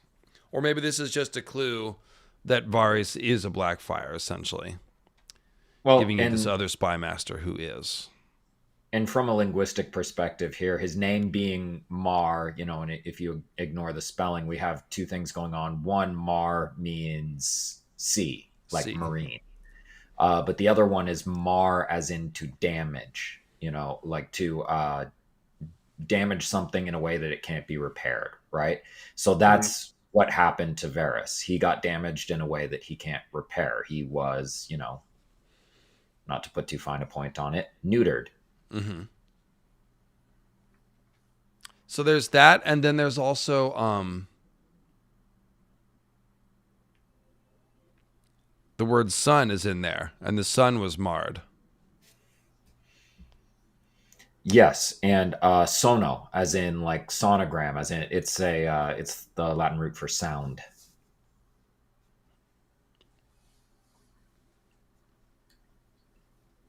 Oh, like okay, like the cry that broke the moon. Yes, which you're gonna have like we have this whole interchange with like tears of Lys, tears of Liza, tears of Alyssa, the Lys. It's the poison tears. It's a moon meteor. Obviously, you've talked about it a lot. So when the moon meteor comes down and it makes this terrible sound, right? Lys sono. That's cool. That's fun. It's also just a fun kind of wordplay because a sound it can be a body of water.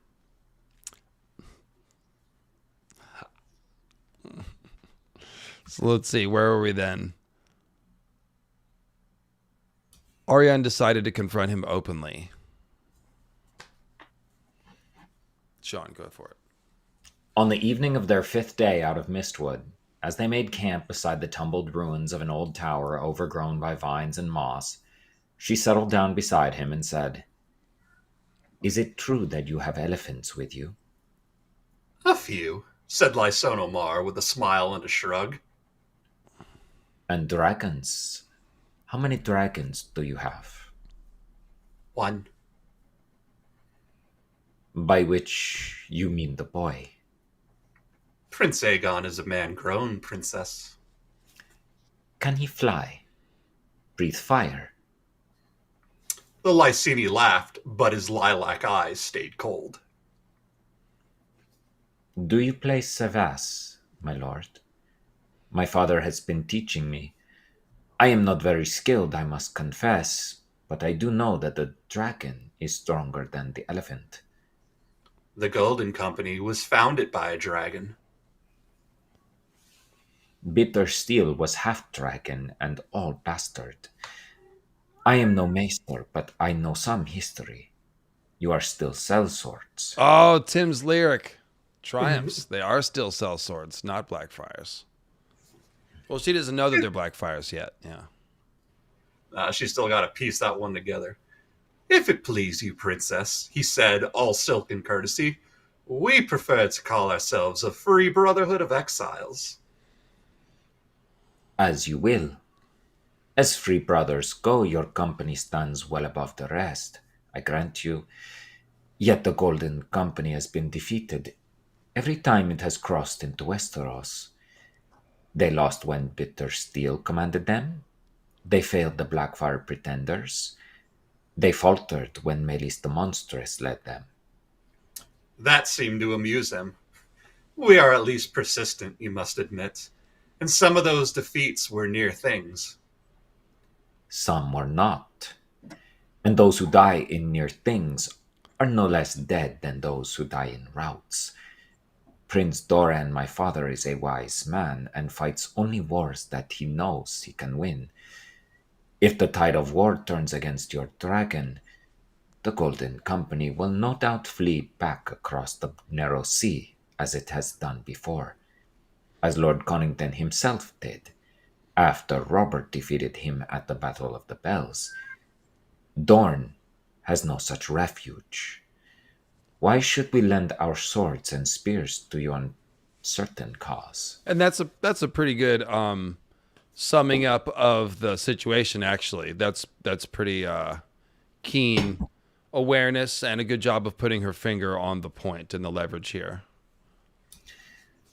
It's also, this is kind of why I roast Arianne so hard, is because she clearly has a brain. She chooses not to use it most of the time, but she occasionally behaves really intelligently and she makes deductions and she sees right through to the heart of the matter, but then she goes and does something stupid and ruins all of it. So it's just like frustrating, right? It's a little different than Cersei, it occurs to me.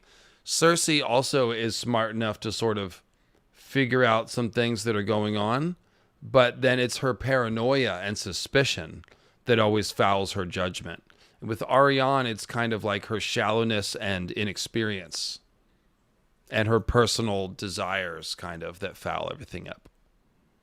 Well, and if you want to play another goofy parallel here, Cersei letting between her legs do the thinking with Orain Waters ended with him being a pirate and stealing the Royal Navy and all of that.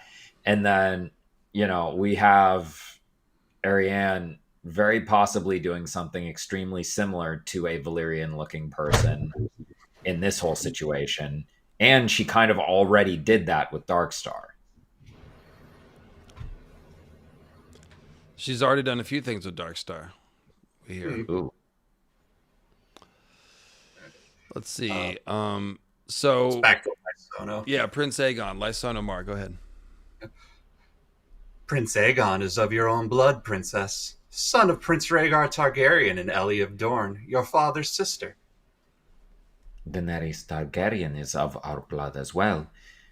Daughter of King Aerys, Rhaegar's sister, and she has dragons, or so the tales would have us believe.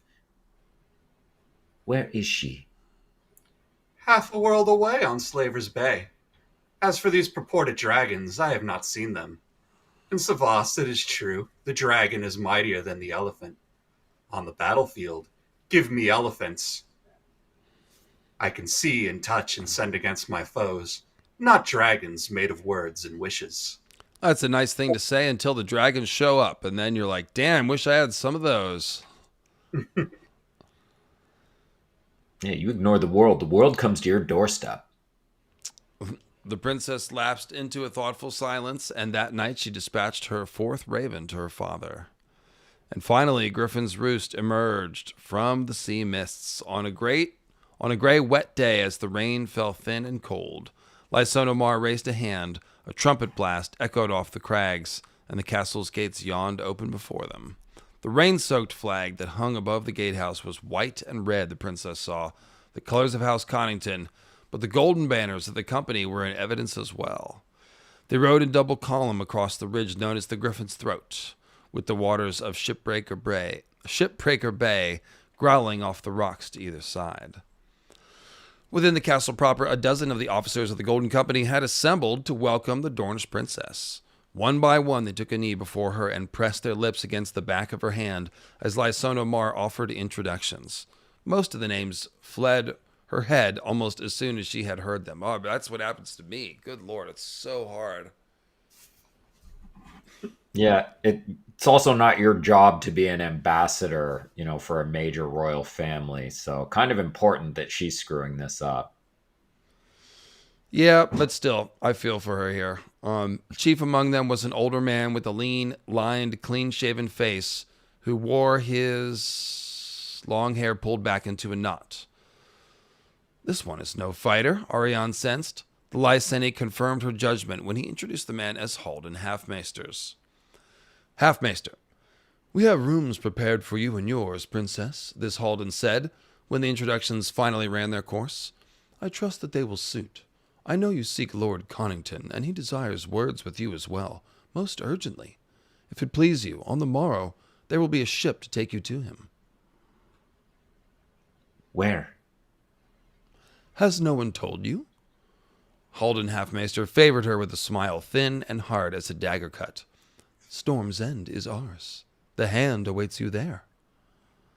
Daemon Sand stepped up beside her. Shipbreaker Bay can be perilous even on a fair summer's day.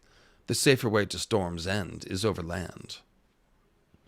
These rains have turned the roads to mud. The journey would take 2 days, perhaps 3, said Halden Halfmaester. A ship would have the princess there in half a day or less. There is an army... I think the quote was supposed to pick back up. So these are kind of sloppily transcribed chapters. Sorry, guys. Said Halden Halfmaester. A ship will have the princess there in half a day or less. There is an army descending on Storm's End from King's Landing. You will want to be safe inside the walls before the battle. Will we? Wondered Arianne. Battle or siege? She did not intend to let herself be trapped inside Storm's End. Battle, Halden said firmly. Prince Aegon means to smash his enemies in the field. Arianne exchanged a look with Daemon Sand. Will you be so good as to show us to our rooms? I would like to refresh myself and change into dry clothes. Holden bowed. At once? Her company had been housed in the East Tower, where the lancet windows overlooked Shipbreaker Bay. Your brother is not at Storm's End. We know that now, Sir Daemon said, as soon as they were behind closed doors. If Daenerys Targaryen has dragons, they are half a world away, and of no use to Dorne. There is nothing for us at Storm's End, Princess. If Prince Dorne meant to send you into the middle of a battle, he would have given you 300 knights, not 3. Do not be so certain of that, sir. He sent my brother off to Slaver's Bay with 5 knights and a maester. Womp, womp, womp, womp. Now think it through. Oh yeah, those are both terrible ideas. No, if my dad did it, he wouldn't do something stupid because he's Arianne Martell, and He's a genius. He wouldn't do anything as stupid as keeping me out of the loop until I thought I was being usurped and started a really dumb plot to steal the kingdom back and crown a... Yeah, okay.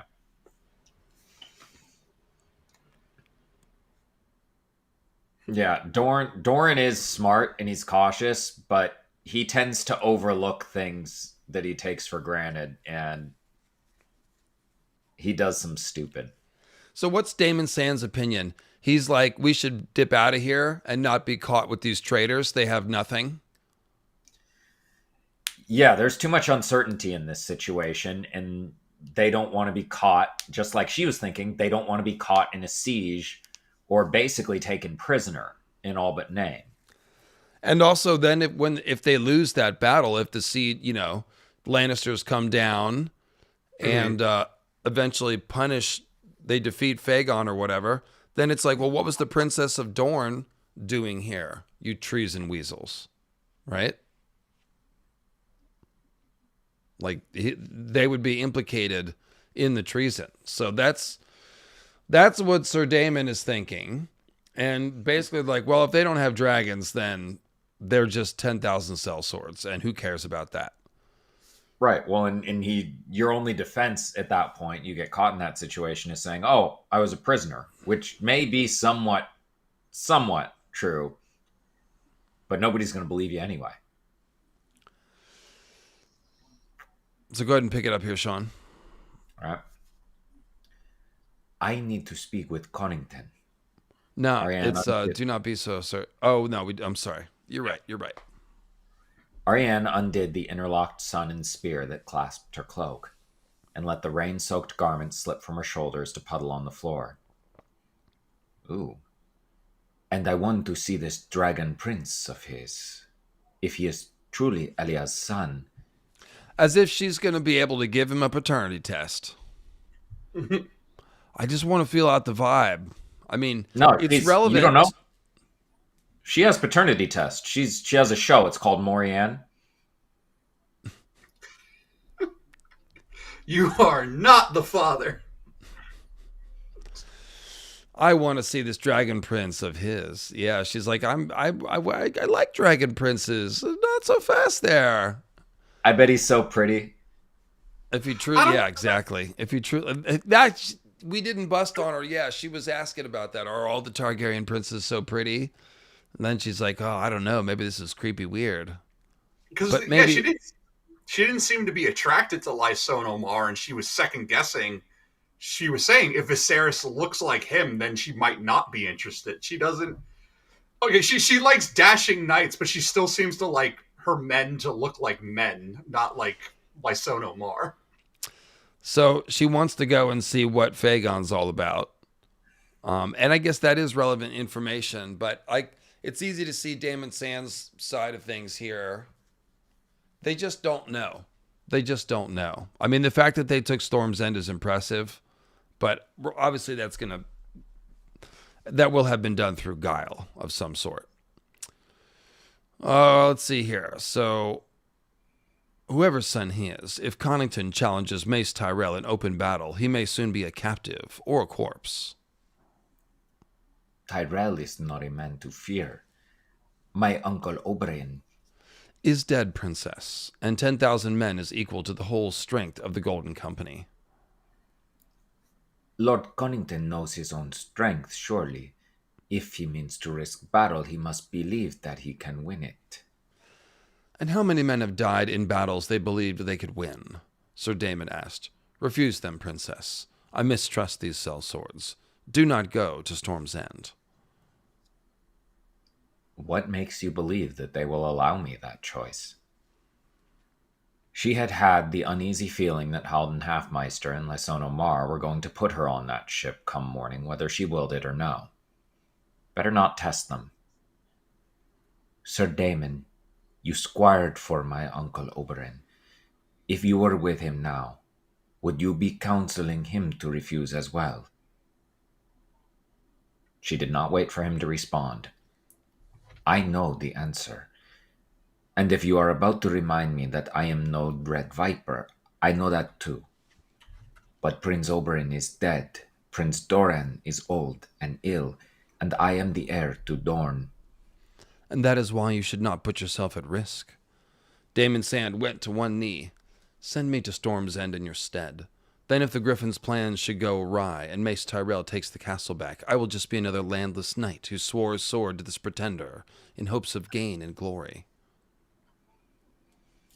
Whereas if I am taken, the Iron Throne will take that for proof that Dorne conspired with these sellswords and lent aid to their invasion. It is brave for you to seek to shield me, sir. I thank you for that. She took his hands and drew him back to his feet. But my father entrusted this task to me, not you. Come tomorrow, I sail to beard the dragon in its den. Well, everyone's going to beard somebody else in the den. I've never heard that expression before. I only know beards as in like the ones you wear, and like if you're gay, you have a fake wife and that's your beard, so that people think you're straight, because that used to be a thing that people would expect. Everyone was straight. It's some Bible reference, I think. Gonna beard you right in the den. That's what I'm saying. It sounds romantic. She's the beard. Is she? Yeah, she's fAegon and Lysono's beard. No. Elia was the beard for Jon, Con, and Rhaegar.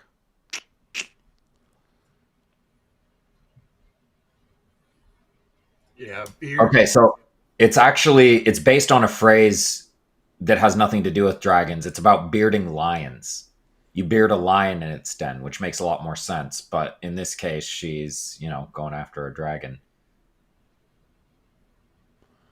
What do you mean by you beard the lion? Does that mean cutting off its head with its big mane, or what is that? To beard the lion in his den means to confront or challenge someone powerful in their own territory or on their own terms. So, like, the idea, I think, has to do with the fact that when there are multiple males in a lion pride, they have pheromones that they leak out, and only the one male lion will end up with a beard, or with a mane. And so if another lion tries to grow a mane, it's essentially, now it's a fight for the rulership of the pride. Interesting.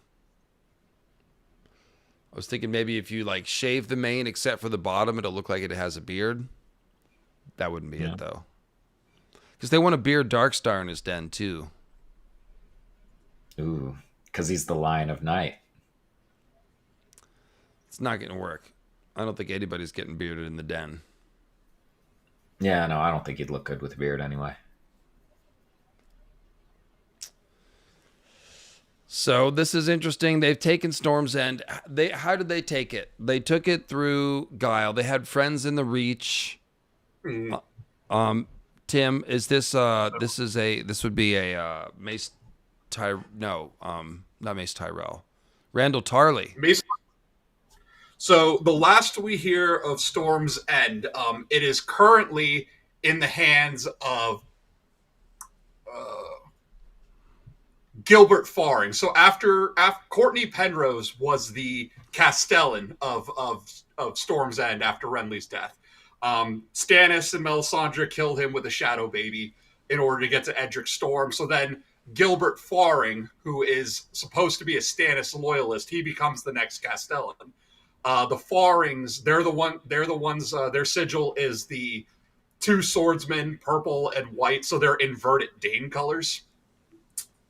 Yep. And Storm's End is supposed to be sieged by Mace Tyrell and Mathis Rowan, but when Mace receives news about Marjorie, that she's been arrested by the Faith of the Seven, he leaves the siege and he marches his army back to King's Landing. So half the army goes back with Mace, and he leaves Lord Rowan Mathis to continue the siege with fewer men. But it is the Rowans have been talked about before as being some of these potential friends in the Reach. So it is possible that with Mace gone, that Rowan Mathis might turn cloak and actually call off the siege and join up with fAegon and the Golden Company. Well, how do we think that fAegon took Storm's End to begin with? I've been a champion that he's going to produce Edric Storm. We know that the Golden Company has been scattered. Oh, that's right. Not everyone makes it to the Storm's Land. Some ships are missing. Some of them have been scattered by a storm in Lys. The last known whereabouts of Edric Storm, after Davos smuggles him away to safety, is that he is smuggled to Lys. So a storm in Lys always seemed to me to be George talk for part of the Golden Company made a pit stop in Lys to pick up Edric Storm. We know that Courtney Penrose refused to give Edric Storm up to Stannis. The castle garrison loves that kid. Edric Storm was very, very popular when he was at Storm's End. So I think that fAegon is going to produce Edric Storm, and Edric is going to demand the castle by right. And I think that I think that the Castellans will. I think that the castle garrison will end up. If fAegon produces Edric Storm, the castle garrison will easily open the door and just let him in because they love that kid. Well, to be clear, the castle garrison that was trying to keep Edric Storm safe behind Courtney Penrose, they've all been removed. Those were Renly's men. So now Stannis holds the castle. The Farings are serious. Like, this guy, Gilbert Faring, his son is one of Stannis' squires. His brother is Sir Godry Faring, the giant killer guy. So, these people they're deep in with Stannis, the people who are holding the castle. So I don't know how this works. We don't really know a ton about the Farings, but the sigil makes me think duplicity because it has a mirrored warrior, white circled in purple, purple circled in white, fighting each other. So that just seems like swapping sides to me. Yeah. And the Farings are not King's men. They are Queen's men. They are Melisandre's men. The giant slayer is deep into the R'hllor side. Which makes sense given his name. You want to elaborate, Sean? So his name is Sir Godry. So he's, the one god as opposed to seven. He's the god Frey? The god Freyr? Yeah. When did Frey turn purple? Yeah. Well, the thing is that not all of the preceding castle garrison has been let go. Lord Elwood Meadows is still the second in command, and he is he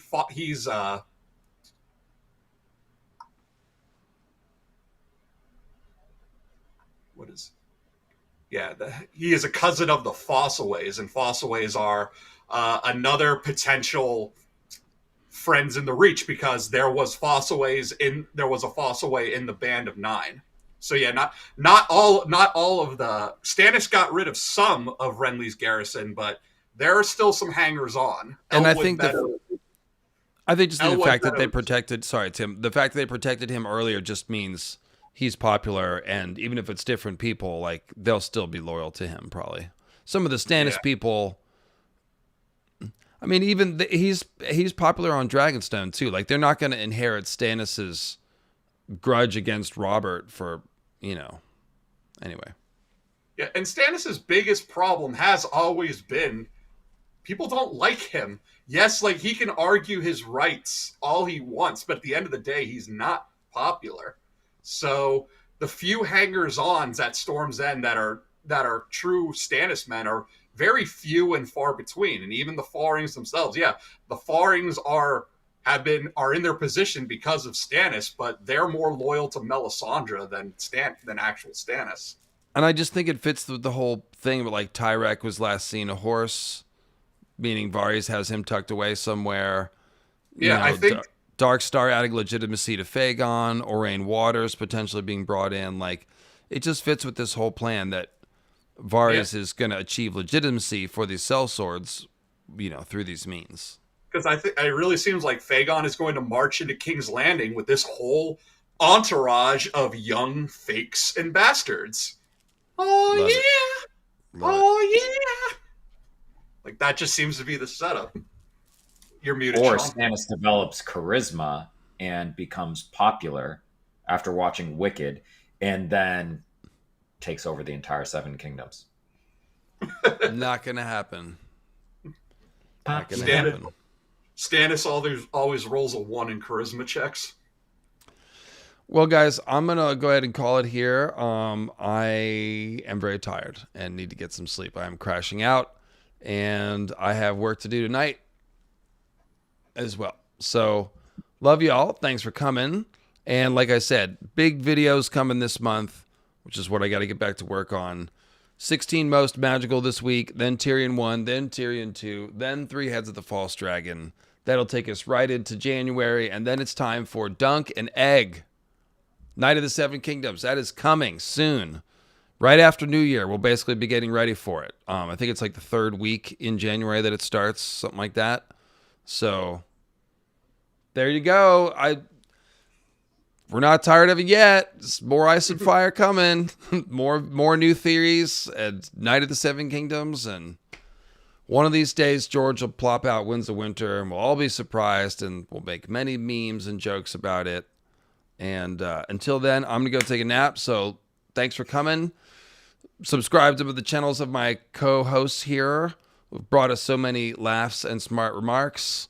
There's Grey Waste Tim and Hero with 1,000 Voices. Both of their links will be in the description. And that's it. Thank you. You've been a beautiful audience. And yeah. We have fun? Yeah. Oh, Let's add the song next time. What, the fAegon song? My name is FAegon. Yeah, I just don't have any singing in me today. Maybe at the beginning of the stream, but Next time, we'll have you guys compete with your My Name is FAegon songs. It'll be like The Voice. we should sing them at the same time so that we just talk over each other. It'll be all train wrecked. Oh, no. Oh, you're doing the judge thing. I'm carrying black steel. All right, y'all. Have a good Sunday. Talk to you later.